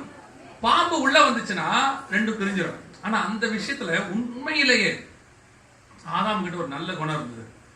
அவனுக்கு ஏவாள் மேல வருத்தம் இருக்கு. என்ன வருத்தம் இருக்குன்னா, ஆண்டவர் கேட்டவன சொல்றான், நீர் கொடுத்த ஸ்திரீயானவள் பழத்தை புசிக்க கொடுத்தான். உண்மை. அவனுக்கு வந்து அவன் மேல ஒரு வருத்தம் இருக்கு. நீர் கொடுத்த ஸ்திரீயானவள் புசிக்க கொடுத்தான். ஆனா கர்த்தர் அவங்களை அனுப்பின உடனே 930 வருஷம் உயிரோடு கூட இருந்தான் பைபிள் இருக்கு. 930 வருஷமும் அவன் ஏவாளோட கூட தான் இருந்தான். அதுக்கப்புறம் 4ஆம் அதிகாரம் 1ஆம் வசனம் சொல்லுது, அவன் என்ன செஞ்சானா, ஏவாளை அறிந்தான், அவள் காயினை பெற்றான். 5ஆம் அதிகாரம் 1-2 வசனம் சொல்லுது, ஆதாம் 130 வயதான போது சேத்தை பெற்றான். யோசித்து பாருங்க, 930 வருஷம், வாட் எவர் இட் இஸ். உன்னாலதான் எனக்கு தோட்டம் போச்சு. சில ஆட்கள்லாம் பாத்தீங்கன்னு சொன்னா இன்னும் நடந்ததே என்ன பண்ணுவாங்க, பேசிக்கிட்டே இருப்பான். இந்நேரம் ஏவாள்கிட்ட என்ன சொல்லிருக்கணும், உன்னாலதான் தோட்டம் போச்சு, உன்னாலதான் ட்ரெஸ் போச்சு, உன்னால சாப்பாடு போச்சு, உன்னாலதான் ஆண்டவர் என்ன விரட்டி விட்டாரு. இன்னைக்கு சில கணவர்லாம் இருக்காரு, கல்யாணத்துல அவங்க மாமா சொன்னதை இன்னும் நினைச்சுப்பாரு. உங்க அப்பா 25 வருஷத்துக்கு முன்னாடி என்ன ஒரு வார்த்தை சொன்னாரே, அவங்க அப்பா செத்து 10 வருஷம் ஆச்சு, அவர் செத்துட்டாரு, ஆனா அந்த வார்த்தை இன்னும் என் மனசுல தச்சுக்கிட்டே இருக்கு. இவர் மட்டும் பெரிய சாந்த சொருபி, இவர் பேசினதெல்லாம் நம்ம மறந்துட்டோம். நிறைய வீடுகள் அப்படிதான் இருக்கு. சில என் கணவர் ஒன்று, என்னுடைய ஃப்ரெண்ட் ஒருத்தர் ஒரு நாள் என்ன பண்ணாரு, ஒரு மனைவிக்கு ஞாபகம் இருக்கிறத பத்தி சொன்னாரு.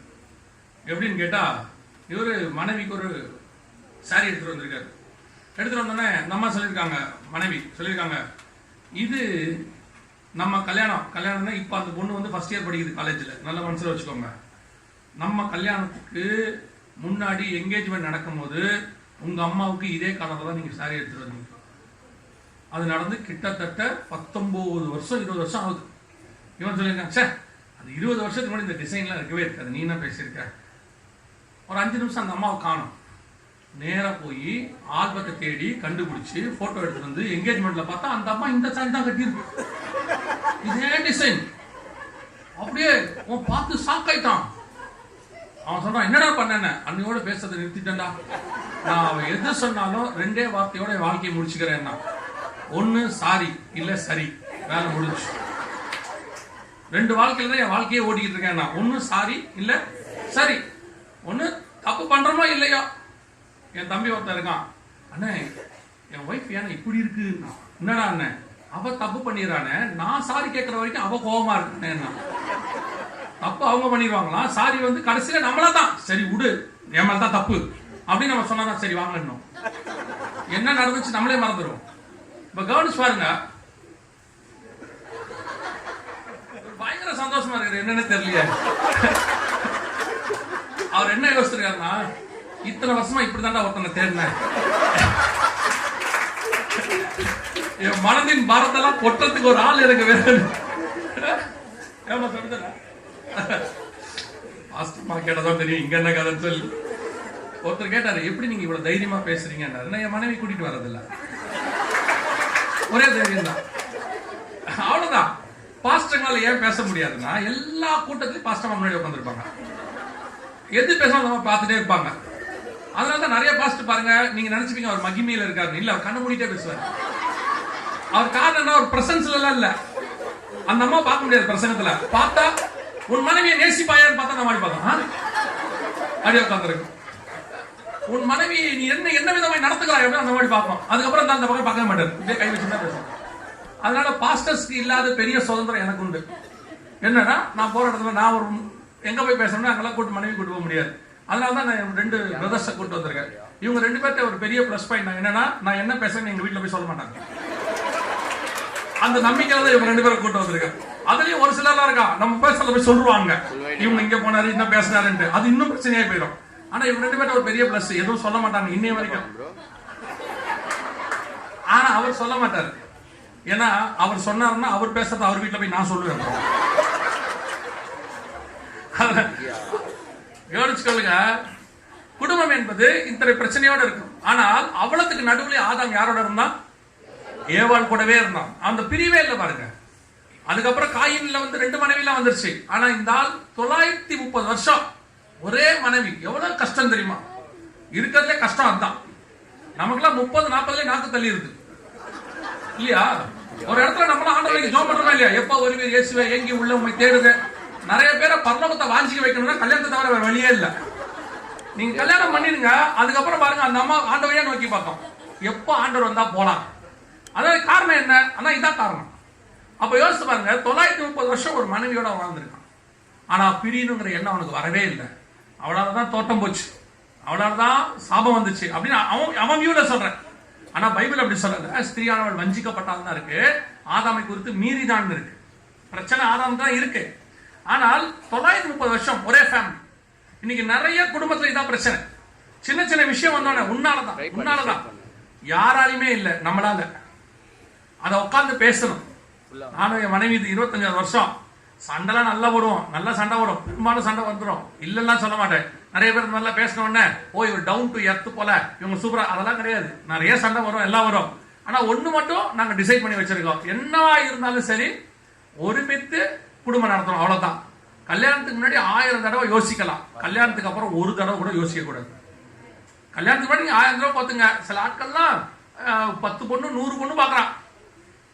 அவன் பார்த்து 101வது கல்யாணம் பண்றான்ல, அதுக்கப்புறம் யோசிப்பான் அந்த முதல்ல உள்ளதே பார்த்துக்கலாமோ அப்படிங்கிறான். No chance. ஆண்டவர் தான் ஃபர்ஸ்ட் ஒரு சான்ஸ் கொடுத்தாரு, விட்டாச்சு. இப்ப என்ன கிடைச்சிச்சோ 22 23 வயசுல கல்யாணம் பண்ணிக்கிறியான்னு கேட்போம். அது சொல்லுவாங்க 1 இயர் போகட்டும் பாக்குறேன், மாப்பிள்ள அமெரிக்காவில் இருக்கணும், இப்படி சொல்லிட்டே வரும். 35 40 ஆயிரம் இப்படி தள்ளிட்டே வந்துடும். 40ல சொல்லும் யாரா இருந்தாலும் பரவாயில்ல, கர்த்தர் கொடுக்கிறவனை ஏற்றுக்கொள்ள. எனக்கு இதுக்கப்புறம் வழியும் இல்லை. அதுக்கு 22லயே இதை சொல்லியிருந்தா அப்படியே ஆண்டவர் கொடுத்துருப்பாருல்ல. சில ஆட்கள் அப்படித்தான், எனக்கு இவர் தான் வேணும், இன்னார் வேணும், இவ்வளவு உயரமா இருக்கணும், இவ்வளவு சோப்பா இருக்கணும், இவ்வளவு முடி வச்சிருக்கணும், சுருட்ட உரமா சொல்லி சுருட்டே முடி இருக்கணுமா? எங்க போய் நம்ம சுருட்டி கூட்டின்னு வர்றது? முடி இருக்கேன்னு சந்தோஷப்பட்டு போயிட வேண்டியது தானே. ஒருத்தர் அப்படிதான் கல்யாணம் பண்ணி கூட்டு வந்தாரு. முடி இந்த பின்பாதம் வரைக்கும் அப்படி நீளமா இருக்கணும்னு கல்யாணம் பண்ணி கூட்டு வந்தாரு. 6வது மாசம் டைஃபாய்டு வந்துச்சு, முடி கொட்டிருச்சு. இப்ப என்ன பண்றது? அதனால கர்த்தர் கொடுக்கறத ஜபத்தோட வாங்கி கல்யாணத்துக்கு முன்னாடி எத்தனை தடவை வேணா யோசிங்க. கல்யாணத்துக்கு அப்புறம் என்ன செய்யக்கூடாது? ஒரு தடவை கூட யோசிக்க கூடாது. சோ இது முதலாவதாக ஆண்டவர் கூட இருக்கும்போது குடும்பத்தை பண்படுத்தவும் காக்கவும். எனி அதர் பர்சன் யாருமே உள்ள வரக்கூடாது குடும்பத்துக்குள்ள. யாரையும் உள்ள விடாதீங்க. நான் கல்யாணம் பண்றவங்களுக்கு ஒரு ஆலோசனையாக சொல்றேன், உங்கள் தாய் தகப்பனை கூட உள்ள விடாதீங்க. நிறைய குடும்பங்கள்ல இந்த அப்பாக்களும் அம்மாக்களும் பெரிய பிரச்சனை. பையனுக்கு பிரச்சனை அம்மா தான். அம்மாவுக்கு இருக்கு பாருங்க, மாமியாரு கல்யாணம் பண்ணி கூட்டிட்டு வந்த உடனே இந்த அம்மா தான் வயசாகுதுங்க, பையனுக்கு ஒரு கல்யாணத்துக்கு பொண்ணை பாருங்க வயசாகுதுன்றாங்க. கல்யாணம் பண்ணி கூட்டு வந்த உடனே பையன் கிட்ட சொல்றாங்க, நீ சின்ன பையன், உனக்கு ஒண்ணும் தெரியாது, என் பேச்ச கேளு. இது என்ன கான்செப்ட்? வந்தோடனே இந்த அம்மாவுக்கு என்ன தெரியுமா, பெரிய நிர்மலா சீதாராமன் மாதிரி மத்திய அமைச்சர், மொத்த பணமும் நம்ம கையில இருக்கிற மாதிரி அந்த அம்மாவுக்கு. அதுல வேற இந்த பீரோ சாவியை விட்டு கொடுக்கறதுல அவ்வளோ, காலையில கிச்சனை விட்டு கொடுக்கறதுல அவ்வளோ. எதுக்கு? காலையில அவ காப்பி போடுறான். இத்தனை நாள் யார் போட்டது? நீங்க தான் கொஞ்சம் ரிட்டையர் ஆகுங்களா? என்ன அந்த அம்மா தான் போடட்டுமே. காப்பி போடுறதுல என்ன உங்க அரசியல் இருக்கு? என் பையனுக்கு எப்படி செய்யணும் எனக்கு தான் தெரியும், அப்புறம் கல்யாணம் பண்ணிய அங்க உட்காந்துட்டு அந்த பொண்ணுகிட்ட உனக்கு ஒண்ணும் தெரியாது, நீ முதல்ல கொஞ்ச நாள் வெயிட் பண்ணு. எதுக்கு? நான் தான் எப்பவும் சொல்லுவேன், கல்யாணம் பண்ணா முதல்ல அவங்கள விட்டுருங்க. சின்ன பசங்க வாழ தெரியாது.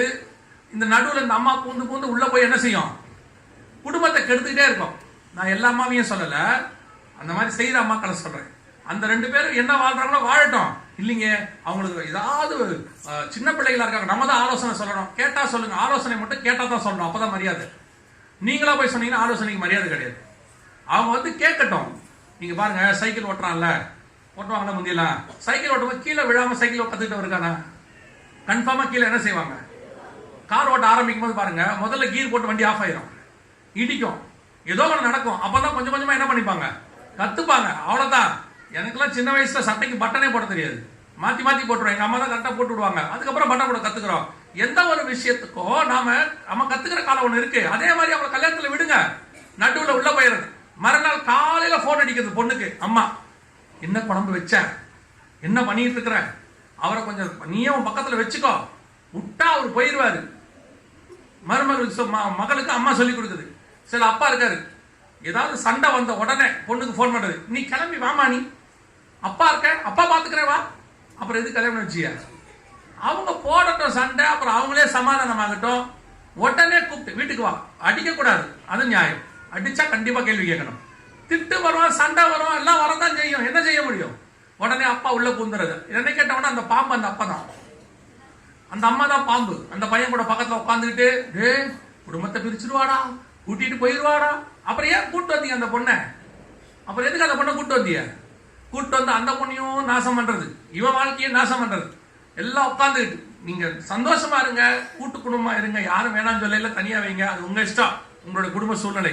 ஆனால் அவர்கள் ஃபேமிலியில நீங்க தலையிடாதீங்க. உள்ளுக்குள்ள பாம்பு வர மாதிரி நீங்க வராதீங்க. வந்தீங்கன்னா கஷ்டம், அது பெரிய பிரச்சனையை உண்டாக்கும், குடும்பம் பிரிஞ்சிடும். அப்புறம் உங்களுக்கு என்ன தெரியுமா? போனா போகட்டும், வேற ஒரு பொண்ணு பாத்துக்கலாம். சொல்ற அம்மாவும் நரகத்துக்கு போவீங்க, கற்ற பையனும் நரகத்துக்கு போவான். ஒரு கல்யாணம் தான், அதை பார்த்து யோசிச்சு ஜோம் பண்ணி ஃபாஸ்டிங் பண்ணி நல்லா பண்ணி ஜோம் பண்ணிக்கங்க, கல்யாணம் பண்ணிக்கங்க. பண்ண பிறகு கிறிஸ்து வர வரைக்கும் அந்த ஒரு கல்யாணம் தான், நோ மோர். ஒருவனுக்கு ஒருத்திங்கிறது பைபிள் சொல்ற கான்செப்ட். இயேசுவே சொல்வாரு, ஆதி முதல் கொண்டு அப்படி இல்லை, உங்கள் இருதயத்தின் கடினத்தின் நிமித்தமே மோசே அப்படி சொன்னார். ஆண்டவர் ஆதாமின் விலா எலும்புகளில் ஒன்றை எடுத்து, ஒண்ணுதான், ஒண்ணுதான், நோ மோர். அது தாவீது பண்ணாரு, ஆபிரகாம் பண்ணாரு, ஈசாக்கு பண்ணாரு, யார் பண்ணாங்களோ. கிறிஸ்துவினுடைய உபதேசம் ஒரு கல்யாணம் தான், அதுதான் கடைசி வரைக்கும். பிரச்சனை இருக்கா, பேசி தீர்த்துக்கோங்க. ஒரு பிரச்சனையை சால்வ் எப்படி பண்ணணும்னு கத்துக்கோங்க. ஒரே பிரச்சனை தான், இப்போ இவங்க எப்படி சால்வ் பண்றாங்கன்னு நீங்க பாருங்களேன். இப்போ 26ஆம் அதிகாரம் ஆதியாகமத்தின் புஸ்தகம், 26ஆம் அதிகாரம் ஆதியாகமத்தின் புஸ்தகம்.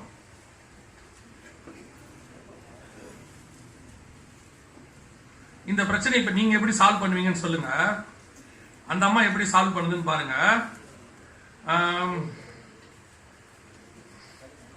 15 வாசிங்க பார்ப்போம். 14, 15, 26, 16, 15.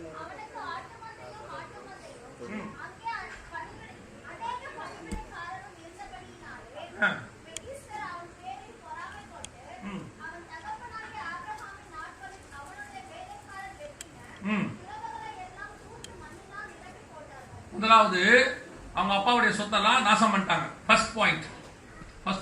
ரெண்டாவது பாயிண்ட் வாசிங்க, 18 வாசிங்க.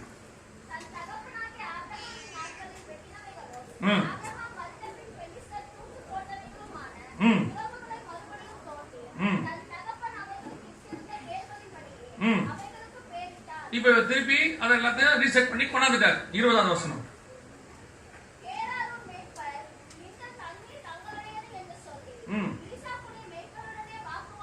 அவங்க எடுத்துக்கிட்டாங்க. இப்ப அதை முதல்ல நாசம் பண்ணிட்டாங்க, இவர் ரிஸ்டோர் பண்றாரு. திருப்பி அவங்க என்ன பண்ணிட்டாங்க, அதை எடுத்துக்கிட்டாங்க.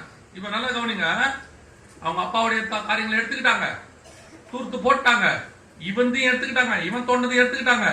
இப்போ இவ்வளத்தையும் ஒரு ஒரு கூட்டம் செஞ்சா கூட இருக்கிற மனைவி எப்படி ஹேண்டில் பண்ணுவீங்க?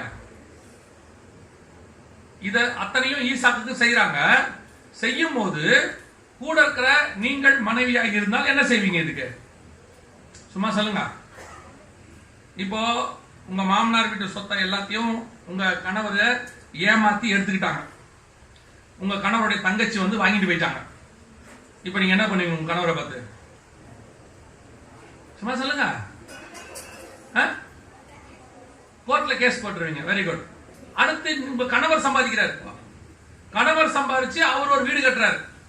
அதை வந்து பக்கத்து வீட்டுக்காரரோ இல்ல உங்க கணவருடைய அண்ணனோ எடுத்துட்டு போயிட்டாரு. இப்ப என்ன பண்ணுவீங்க?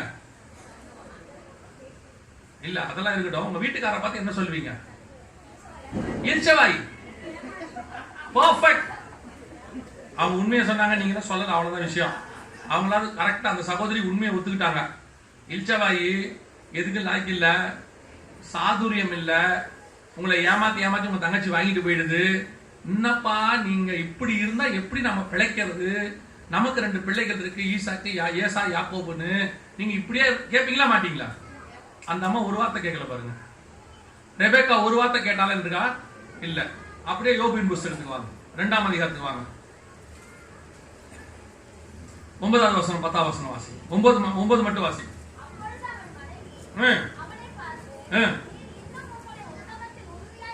நீர் இன்னும் உங்களுடைய உத்தமத்தில்.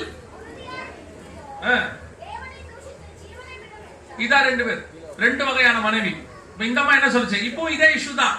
இவர் சொத்தை எல்லாம் சபையர் வந்து எடுத்துட்டு போயிட்டாங்க. அங்க இருக்கு, நீங்க நல்லா கவனிச்சு பாத்தீங்கன்னா இந்த வசனம் சொல்லும். 13, 14, 15 வாசிங்க. 14, 15 வாசிங்க.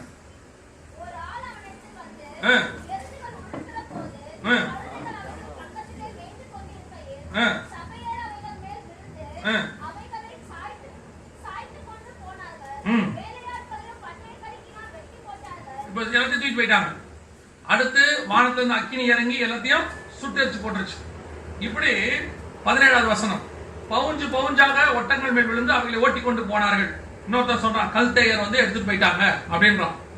இப்ப இந்த அம்மா என்ன சொல்லுது? ஒண்ணு கல்தேயர் வந்து ஒட்டகத்தை ஓட்டிட்டு போயிட்டான், சபையர் வந்து ஆடு மாடுகளை ஓட்டிட்டு போயிட்டான்.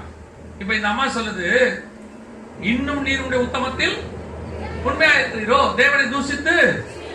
2 ஒரே சம்பவம் தான், ஒரே விஷயம் தான். அங்க அபிமெலேக்கு வந்து எல்லாத்தையும் எடுத்து போயிட்டா, இங்க கல்தேயரும் சபையர் வந்து எடுத்து போயிட்டாங்க. ஆனால் இந்த இடத்துல இந்த அம்மா சொன்னது, தேவனை தூஷித்து ஜீவனை விடும். அங்கே ரெபேக்காள் வாயே திறக்கல. அதனாலதான் ரெபேக்காளுக்கு பேரு மகா ரூபவதி. இந்த அம்மாவுடைய பேர் கூட பைபிள்ல இல்ல, யோபு பேர் கூட இல்ல. ஒரு விஷயத்தை ஹேண்டில் பண்ற விதம். குடும்பத்தில் பிரச்சனை வரும், குறைவுகள் வரும், சில நேரத்தில் நஷ்டம் வரும். வரும்போது நம்ம என்ன சொல்றோம், அந்த நேரத்தில் எப்படி ஹேண்டில் பண்றோம் தான் முக்கியம். நஷ்டம்ங்கிறது நம்மளோட தப்புல மட்டும் வர்றது இல்ல, வஞ்சகத்தினால கூட வரும், யாராவது ஏமாத்தினால வரும்.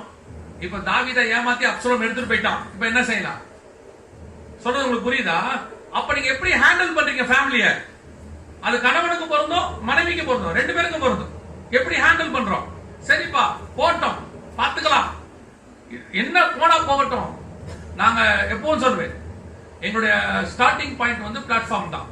பிளாட்ஃபார்முக்குள்ள ஓரமா இருந்த ஒரு சின்ன வீடு, 35 ரூபா வீடு தான் ஸ்டார்ட் பண்ணோம். நானும் எங்க அம்மாவும் அங்கதான் ஸ்டார்ட் பண்ணோம். இப்பவும் சொல்லுவேன், நாங்கள் எதுக்கும் ஒரு நாளும் இந்த காரியங்கள் இல்ல ஐயோ இப்படி போதே ஆண்டவர் நாங்கள் இது பண்ணதே கிடையாது, நொந்து கொண்டதே கிடையாது. படிப்படியா கர்த்தர் உயர்த்தி நீங்க வச்சிருக்கிற வாழ்க்கையில குறைவுகள் வரும், பிரச்சனைகள் வரும், வியாபாரத்துல நஷ்டம் வரும், சில நேரங்களில் உங்க கையை விட்டு போகும். அந்த நேரத்துல எல்லாம் கணவனுக்கு துணைவியாக மனைவியும், மனைவிக்கு துணையாக கணவனும் இருக்கணும். அதுக்குதான் கர்த்தர் கொடுத்திருக்கிறார். நீங்க இப்ப என்ன ஆயிடும், ஒரு நாள் வந்தது ஈசாக்கை கர்த்தர் 100 மடங்கு ஆசீர்வதித்தார். ஒரு நாள் வந்தது யோபுவை கர்த்தர் 2 மடங்கு ஆசீர்வதிச்சார். ஆனா இப்ப 2 இருக்கட்டும், நீங்க ரெபெக்கால இப்ப நீங்க என்ன சொல்றீங்க, யோபுவின் மனைவி இன்னைக்கு சொன்னா என்ன சொல்றீங்க? யோபுவின் மனைவியை பத்தி நெகட்டிவ் மனசுல இருக்குதா, பாசிட்டிவ் இருக்குதா? நெகட்டிவ் தான் இருக்கு. ஆனா விஷயம் தெரியுமா, வாசிங்க யோபுவின் புஸ்தகம், யோபுவின் புஸ்தகம் கடைசி அதிகாரம் 42ஆம் அதிகாரம், 42ஆம் அதிகாரம்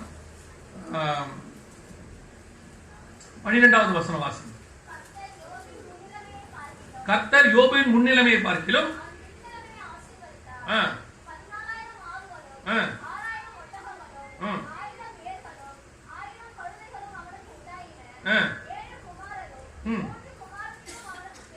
யார் கூட? அதே மனைவியோட தான். அப்ப அந்த அம்மா அவனை விட்டு என்ன செய்யல, போகல. இப்ப யோபுவின் சரீரம் எப்படி இருந்துச்சு? 2ஆம் அதிகாரம் சொல்லுது, யோபுவின் சரீரம் தலை முதல் கால் வரைக்கும் எப்படி இருந்துச்சாம்? 7வது வசனம் 2:7 வாசிங்க.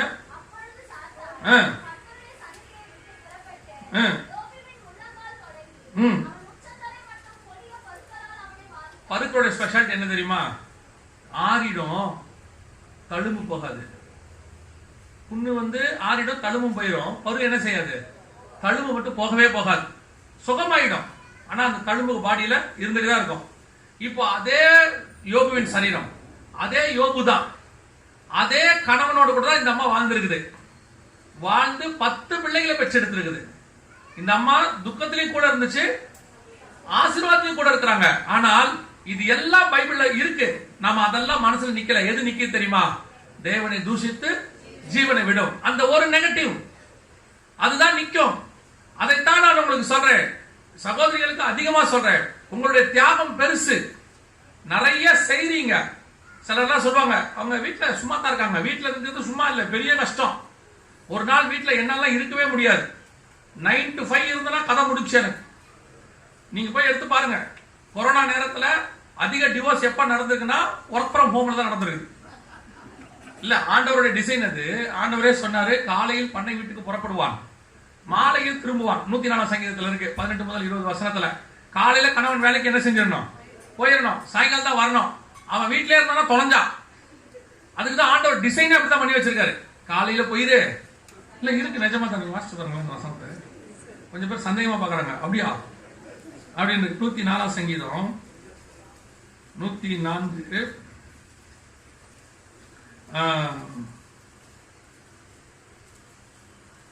20வது வசனம் வாசிங்க, இல்ல 22 வாசிங்க.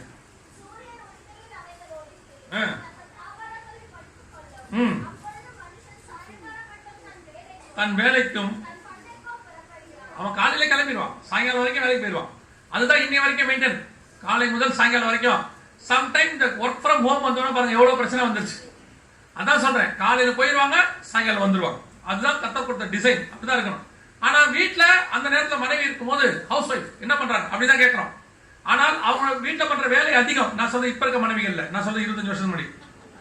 நீங்க உடனே இப்ப இருக்க அப்படியா, இப்ப இருக்கிற மனைவிகள் எல்லாம் வேலைக்கு போறவங்க அம்மாவை நான் பாராட்டுறேன், நான் அவங்க சொல்லல. இந்த வீட்டுல இருக்கிற அம்மாவுக்கு சில வீடுகள்லாம் பாத்தீங்கன்னா 2 வேலைக்காரங்க இருக்காங்க. சமைக்கிறதுக்கு ஒரு அம்மா, பாத்திரம் வேலைக்கு வீடு துடைக்கிறதுக்கு ஒரு அம்மா, துணி துவைக்கிறது வாஷிங் மிஷின், அயன் பண்றது அயன்காரர். இவங்க என்ன வேலை பார்க்கறாங்கன்னு கேட்டா சூப்பரா இருக்கும். காலையில இருந்து வேலை. என்ன வேலை? அவங்க 2 பேரை மெயின்டைன் பண்றது. யார் 2 பேரை? வேலைக்காரங்களை மெயின்டைன் பண்றது பெரிய வேலை. அதுக்கப்புறம் சமைக்கிற அம்மா சமைச்சு வச்சுட்டு போயிடும், அதை எடுத்து பசங்களுக்கு டிஃபன் பாக்ஸ்ல போட்டு கொடுக்குறோம். சில வீடுகள்லாம் போனா அப்படி இருக்கு. நீங்க எல்லாம் உழைக்கிறவங்க, நான் உங்களை சொல்லல, பொதுவா சொல்றேன். சில வீடுகள் அப்படி இருக்கு. அப்ப கவனிச்சுக்கொள்ளுங்க, உங்க வேலைகள் அதிகம், நான் இல்லைன்னு சொல்லல. உங்கள் தியாகங்கள் அதிகம். ஆனா எது நிக்குது? யோபுவின் மனைவி பேசினதுல அவங்க செஞ்ச அத்தனையும் முடிஞ்சிருச்சு. கணவரோட 10 பிள்ளை பத்திருக்காங்கன்னா அதே கணவன் அதே சரீரம் அவங்க கூட தான் 10 பிள்ளையும் பிறந்திருக்கு. ஆனால் அது எதுவுமே நமக்கு ரிஜிஸ்டர் ஆகல. அவங்க பேசின ஒரு வார்த்தை. இன்னை வரைக்கும் யோபுவின் மனைவி நெகட்டிவா தானே இருக்காங்க. அதைத்தான் சொல்றேன், நீங்கள் பண்ற ஒரு நெகட்டிவ் நின்றோம். நீங்க என்னதான் உங்க மாமியாருக்கு செஞ்சு என்னதான் கஷ்டப்பட்டு செஞ்சாலும் அவங்க சொல்ற ஒரு வார்த்தை நின்றோம். இந்த கேள்வி இன்னும் உயிரோட இருக்குதுன்னு கேட்டீங்கன்னா நீங்க எடுத்து கொடுத்த தண்ணி போயிடும், நீங்க சமைச்சு கொடுத்த சாப்பாடு போயிடும், நீங்க போட்டு விட்ட டைப்பர் போயிடும், எல்லாம் மறந்துடும். அந்த அம்மா கடைசி வரைக்கும் என்ன சொல்ல தெரியுமா? என்ன சாவுன்னு சொல்லிட்டான். நிக்குதா இல்லையா? நிக்குதானே? அப்ப நீங்க அதுலதான் கேர்ஃபுல்லா இருக்கணும். அதுலதான் கேர்ஃபுல்லாக இருக்கணும். ஒரு விஷயத்தை ஹேண்டில் பண்ணும்போது, பிரச்சனை வரும்போது ஹேண்டில் பண்ற விதம். இப்ப கணவன் ஒரு நஷ்டம் ஒண்ணு வந்த உடனே ரெபெக்காள் வாயே திறக்கல. அதே மாதிரி ஈசாக்கை எடுத்துக்கோங்களேன். நான் ஒரு விஷயத்தை சொல்லி முடிச்சிடறேன், வாசிங்க. இப்போ ஆதியாகமத்தின் புஸ்தகம் 17ஆம் அதிகாரம் 17வது வசனம் வாசிங்க. 17ஆம் அதிகாரம் 17வது வசனம்.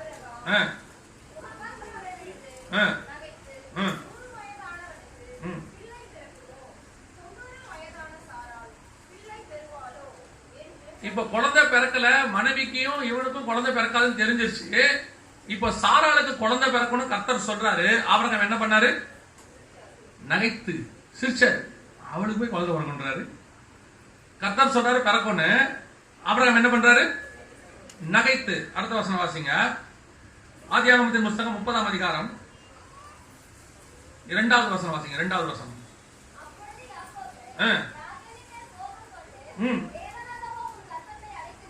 நல்லா கவனிங்க. தேவன் அல்லவோ உன் கர்ப்பத்தை அடைத்திருக்கிறார். அப்படின்னா என்ன அர்த்தம்? கவனிங்க. இவளுக்கும் பிள்ளை இல்ல. யாக்கோபு என்ன சொல்றாரு? கோபம் கொண்டு. அவளுக்கு பிள்ளை இல்ல. ஆபிரகாம் என்ன பண்றாரு? சிரிக்கிறார். இப்ப வாசிங்க. ஆதியாகமத்தின் புஸ்தகம் 25ஆம் அதிகாரம் 21வது வசனம் வாசிங்க.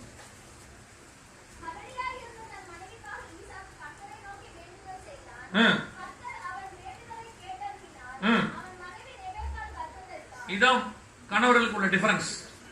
மனைவிகளுக்குள்ள டிஃபரன்ஸ் பார்த்தோம்ல, இது கணவனுக்குள்ள டிஃபரன்ஸ். மனைவிக்கு ஒரு பலகீனம் இல்ல, மனைவியால ஒரு விஷயம் நடக்கல, அல்லது மனைவி வீட்டுல ஒரு பிரச்சனைனா நீங்க எப்படி ஹேண்டில் பண்ண போறீங்க? ஒண்ணு நகைத்து, ஒண்ணு நகைத்து சிரிக்கிறான். அதெல்லாம் இவளுக்குலாம் உன்னாலெல்லாம் ஆகுமா அப்படின்னு சொல்லி ஒரு நகைப்பு, அதாவது பரியாசம் அல்லது கிரிட்டிசைசேஷன். இன்னொன்னு கோபம். கத்தரளவு அடைச்சிருக்கிறாரு, எங்கிட்ட வந்து கேட்டீங்கன்னா வேலையை பார்த்துக்கிட்டு போ. 2வது வகையான கணவன். 3வது ஈசாக்கு வசனம் சொல்லுது, மலடியாய் இருந்த தன் மனைவிக்காக என்ன பண்ணானா? வேண்டுதல் செய்தான். இதான் ஹேண்டில் பண்ற விதம். மனைவியில 2 வகை. ஒன்று, ஒரு பிரச்சனை வரும் பொழுது அமைதியா இருத்தல். யோபுவின் மனைவி மாதிரி பேசக்கூடாது. பேசுனீங்கன்னா நீங்க பண்ற நல்லது எல்லாம் கெட்டு போயிடும். அது எதுவுமே நிக்காது. நீங்க பண்ண அந்த ஒரு கெட்டது மட்டும் நிக்கும் கடைசி வரைக்கும். அதுல மட்டும் கேர்ஃபுல்லா இருங்க. கணவர்கள்ல 3 வகை. ஒன்று, மனைவியை பரியாசம் பண்ணுகிற வகை. இன்னொரு, மனைவியத்தில் கோபப்படுகிற வகை. இன்னொன்று, மனைவிக்காக வேண்டுதல் செய்கிற வகை. ஒரே இஷ்யூ தான், விஷயம் ஒண்ணுதான். 3 பேருக்குமே பிள்ளை இல்லை. இந்த இடத்துல ராகேலை நினைத்தருளினார், ரெபெக்காலை நினைத்தருளினார், சாராளுக்கு கர்த்தர் பிள்ளையை கொடுத்தார். 3 இருக்கு. ஆனா 3 கணவர்கள் எப்படி ஆக்ட் பண்றாங்க? வீட்டுல எந்த ஒரு பிரச்சனை வரும்போதோ, மனைவியோட விஷயம் வரும்போதோ, அல்லது பிள்ளைகள், இப்ப நான் பிள்ளைகளையும் சேர்த்தே சொல்றேன். நிறைய பெற்றோர்கிட்ட இருக்கக்கூடிய சுபாவம் என்ன தெரியுமா? பிள்ளைகள் மார்க்கெட் கட்டி கிரிட்டிசைஸ் பண்றீங்க, கம்பாரிசன் பண்றீங்க. இப்ப பேரண்ட்ஸ் டீச்சர்ஸ் மீட்டிங்ல வைக்கிறாங்க, நீங்க போறீங்க. போன உடனே அந்த டீச்சர் சொல்றாங்க, இவன் கொஞ்சம் வீக்கா இருக்கா, மார்க் கம்மியா இருக்கு. நீங்க உடனே பெற்றோர் பண்ற ஒரு வார்த்தை, அது குறிப்பா தாய்மார்கள் பண்ற வார்த்தை என்ன தெரியுமா? அவன் நல்ல மார்க் எடுத்திருக்கான், அவன் எப்படி அவ்வளவு எடுத்திருக்கான்.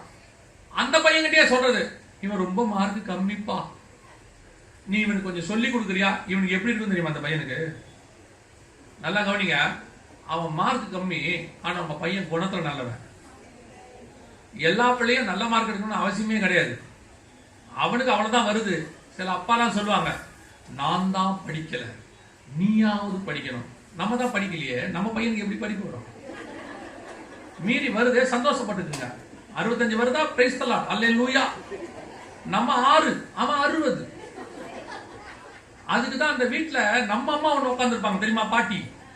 அந்த பாட்டி இருக்கும்போது பேரன் திட்டக்கூடாது. நீங்க திட்டினீங்கன்னா உங்க மானம் போயிடும். இவரு பையனை சொல்றாரு, டேய் ஒழுங்காடுறா, என்ன மார்க் எடுத்திருக்க. அப்படி போகும்போது அந்த நம்ம அம்மா சொல்லும், இவன் என்ன எடுத்தான்னு எனக்கு தான் தெரியும், உங்க அப்பனமா தான் நீ இருப்ப, நீ கவலைப்படாதரா கண்ணு அப்படிம்பாங்க. நீங்க போய் அம்மாவை கேட்பீங்க, என்னம்மா பிள்ளைகிட்ட அப்படி பேசுறீங்க, போடா உன்னை பத்தி எனக்கு தெரியும், நம்ம பெரிய பாஸ்டா இருப்போம், அதான் ரொம்ப முக்கியம். நிஜம், நான் அனுபவிச்சிருக்கேன். எங்க அம்மா இருக்கும்போது என் பையன் ஏதாவது திட்டினா, யார் இவரு, சரி சரி நீ சொல்லுப்பா, உன்னை பத்தி நான் எதுவும் சொல்லல பாம்பாங்க. சொல்லியாச்சு, வேலை முடிஞ்சு. அவன் என்ன அப்படியே பாப்பா, ஓ நீ இவ்வளவுதான். எதுக்கு சொல்ல வரேன், சில நேரங்கள்ல நம்ம பிள்ளைகளை கொண்டு போய் மத்தவங்க என்ன செய்யக்கூடாது, பரியாசம் பண்ணக்கூடாது. அவனை கண்டிங்க, வேற விஷயம். அதுலயும் இந்த அப்பா கண்டிக்கிறதுலயும் அம்மா கண்டிக்கிறதுலயும் டிஃபரன்ஸ் இருக்கு. எனக்கு அது ரொம்ப பிடிக்கும்.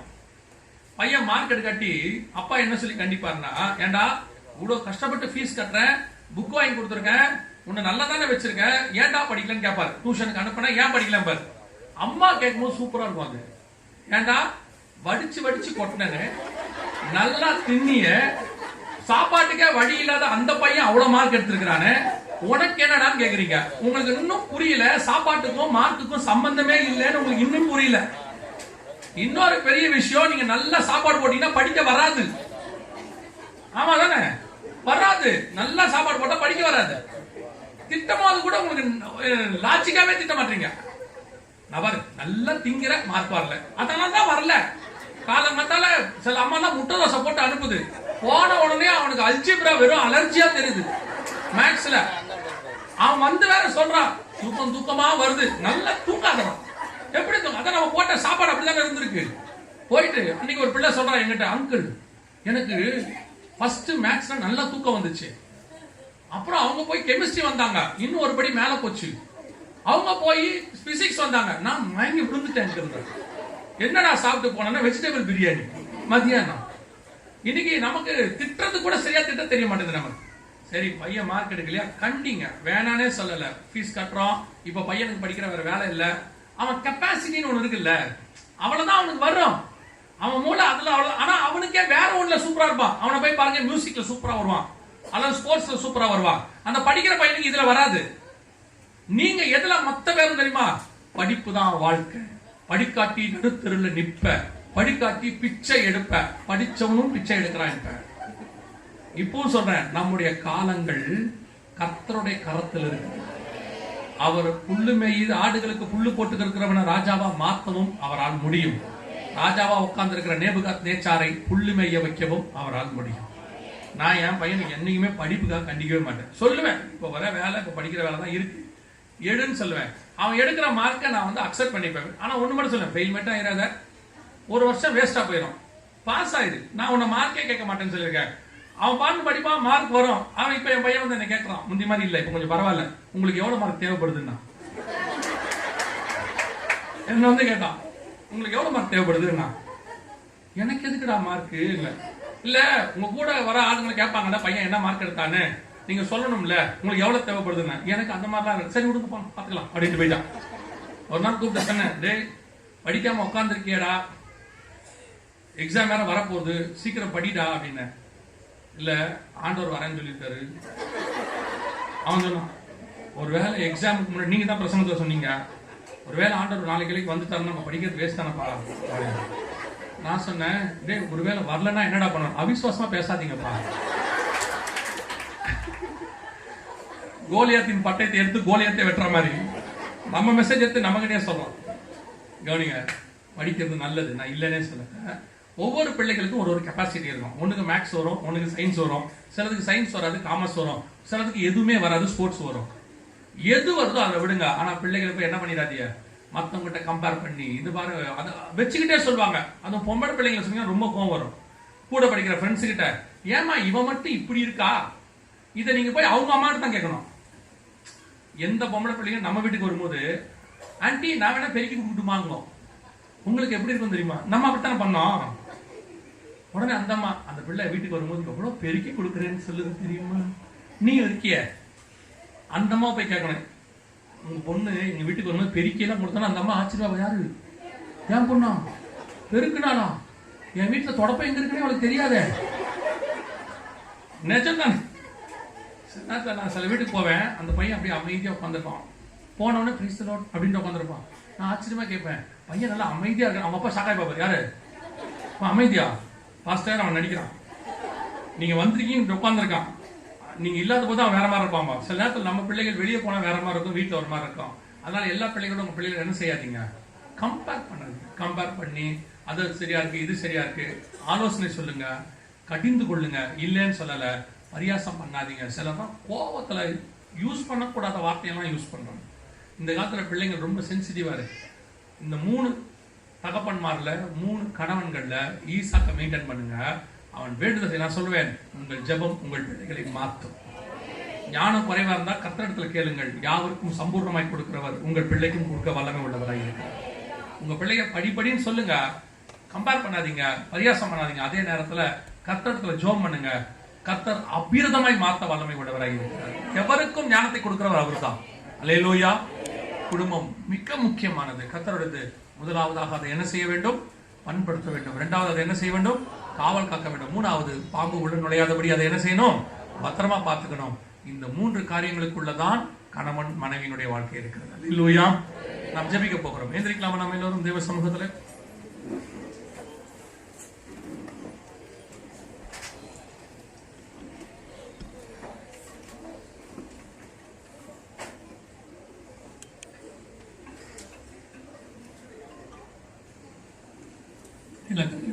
கண்களை மூடுவோம். 2 நிமிஷம் மாத்திரம். எல்லாம் குடும்பங்களுக்காக ஜெபம் பண்ண போகும். குடும்பம் தான், கர்த்தர் தான் வீட்டை கட்டணும். அதுதான் கடைசி வரைக்கும் இடியாம இருக்கும். ஒப்பு கொடுப்போமா தேவ சமூகத்தில்? உங்களுக்கு ஆசை இருக்கணும், என் குடும்பம் நல்லா இருக்கணும். நீங்களே கசப்பாயிட்டு இந்த ஃபேமிலி வேணான்னா கஷ்டம். நீங்க தான் உங்க குடும்பத்துக்காக ஜெபம் பண்ணணும். கணவனும் சரி, மனைவியும் சரி, பிள்ளைகளும் சரி. நாம குடும்பமா பரலோகத்துக்குள்ள பிரவேசிக்கணும். அதான் யோசுவா சொல்றாரு, நானும் என் வீட்டாருமோ என்றால் கர்த்தரையே சேவிப்போம். நோவா தன் குடும்பத்தை ரட்சிக்கும்படி ஒரு வேலையை உண்டு பண்ணினார். கர்த்தராக இயேசு கிறிஸ்துவை விசுவாசி, அப்போது நீயும் உன் வீட்டாரும் ரட்சிக்கப்படுவீர்கள். ஆண்டவர் நமக்கு குடும்பத்தை ஃபர்ஸ்ட் ஏற்படுத்தி இருக்கிறார். நீங்க தான் உங்க குடும்பத்தினுடைய காவலாளி. நீங்க தான் அதை பண்படுத்துகிற மிக முக்கியமான ஆள். குடும்பத்துக்கு விரோதமா உருவாக்கப்படுகிற ஆயுதங்கள்லாம் வாய்க்காதே போகணும்னா நீங்க ஸ்ட்ராங்கா இருக்கணும். ஃபர்ஸ்ட் வீட்டுல ஜெபம், வேத வாசிப்பு, டெய்லி ஒரு 1/2 மணி நேரமாவது கர்த்தருக்கு டைம் கொடுக்கணும். 1/2 hour டைம் கொடுக்கணும். இல்லைன்னா கஷ்டம். குடும்பமா உட்காந்து ஜெபம் பண்ணிட்டு, அதே மாதிரி தனி ஜெபம், கணவன் மனைவி தனி ஜெபம் இருக்கணும். வாலிப பிள்ளைகள் இருந்தா தனியா ஜெபம் பண்ண சொல்லணும், பைபிள் வாசிக்க சொல்லணும். இப்பவும் சொல்றேன், பிள்ளை டாக்டராகி இன்ஜினியர் ஆகிறது, நீங்க பெரிய பிசினஸ் மேன் ஆகிறது, நல்லா சம்பாதிக்கிறது, அத்தனையும் ஆசீர்வாதமா இருக்கணும்னா கர்த்தர் இருந்தாதான் ஆசீர்வாதமா இருக்கும். நீங்க எத்தனையோ கோடீஸ்வரன், ஒரு பெரிய நடிகர் கோடிகளை சம்பாதிக்க வாங்குறாரு, அன்னைக்கு மைக்ல பப்ளிக்கா சொல்றாரு, எனக்கு 10% கூட நிம்மதி இல்லைன்னு சொல்றாரு. 2 பிள்ளைகளும் டிவோர்ஸ் ஆயிடுச்சு. இந்த வயசுல அவருக்கு நிம்மதி இல்லைங்கிறார். பணம் நிம்மதியை தராது. உங்க வாழ்க்கை சந்தோஷமா இருக்கிறதுக்கு பணம் தேவை. ஆனா பணம் வாழ்க்கை அல்ல. பணம், குடும்பம் என்பது நீங்க தான் குடும்பம். கணவன் மனைவி பிள்ளைகள் தான் குடும்பம். இதுல ஒண்ணு சரியில்லைனாலும் கஷ்டம். அன்னைக்கு ஒரு பெரிய மனுஷன் சொல்றாரு, எல்லாரும் தூக்கி வச்சு கொண்டாடுற மனுஷன், அந்த மனுஷனுடைய பையன் பெரிய வியாதியில் அகப்பட்டிருக்கிறார். அவரும் என்னன்னோ பண்ணி பார்க்கிறாரு. உலகத்தில் இருக்கிற எந்த மருந்தையும் கொண்டாட அவரால் முடியும். உலகத்தில் இருக்கிற எந்த மருந்தையும் தனி விமானத்துல தனி டாக்டரோட கொண்டு வரதுக்கு அவரால் முடியும். அந்த அளவுக்கு கோடீஸ்வரன். அந்த மனுஷன் தான் பையனை சரி பண்ண முடியல அவரால். அதுதான் கர்த்தர் வைக்கிற லாக். எல்லாமே பணத்துல கிடைச்சிடாது.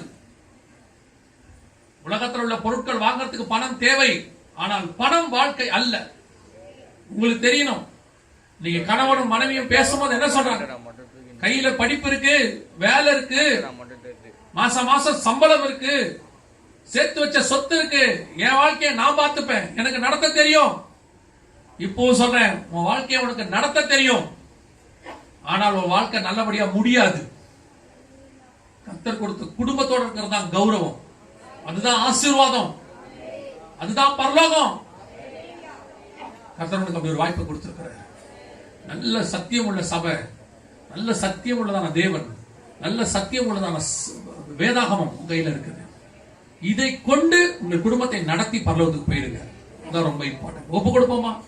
குடும்பத்துக்காக ஜெபிக்க விரும்புறவங்க உங்க கரங்களை ஆண்டவரை உயர்த்தி, ஆண்டவரே நாங்கள் ஒரு முப்புரி நூலாக அறாதபடிக்கு எங்கள் குடும்பம் எப்பொழுதும் கர்த்தருக்கு முன்பாக நிற்கிற குடும்பமாக ஒப்பு கொடுப்போமா? நல்ல தகப்பனே, சர்வ வல்லமை உள்ள எங்கள் ஆண்டவரே, கரங்களை உயர்த்தி குடும்பத்துக்காக ஜெபிக்கிற ஒவ்வொருத்தருக்காக நாங்கள் ஜெபிக்கிறோம். கிருபையுள்ள கரத்துல தாழ்த்துகிறோம். எங்கள் குடும்பங்கள் நீர் வரும்பொழுது உமக்கு முன்பாக நிற்க கர்த்தர் கிருபை தருவீர்கள். ஆண்டவரே, எங்கள் பிள்ளைகள் உமக்குள்ளே வளர்க்கப்பட்டிருக்கட்டும். இங்க இருக்கிற சகோதரிகள், மனைவிகள் நல்ல கனி தருகிற திராட்சை கொடியாக இருக்கட்டும். இங்க இருக்கிற கணவன்கள் கர்த்தருக்கு முன்பாக நிற்கிற ஒரு மனுஷனாக, உண்மை உள்ள மனுஷனாக, நீதி உள்ள மனுஷனாக, மீறுதல் இல்லாத மனுஷனாக இருக்கட்டும். கர்த்தர் வழி நடத்துவீராக. ஆசீர்வதியும். எங்கள் ஆண்டவர் இயேசு கிறிஸ்துவின் நாமத்தில் பிதாவே.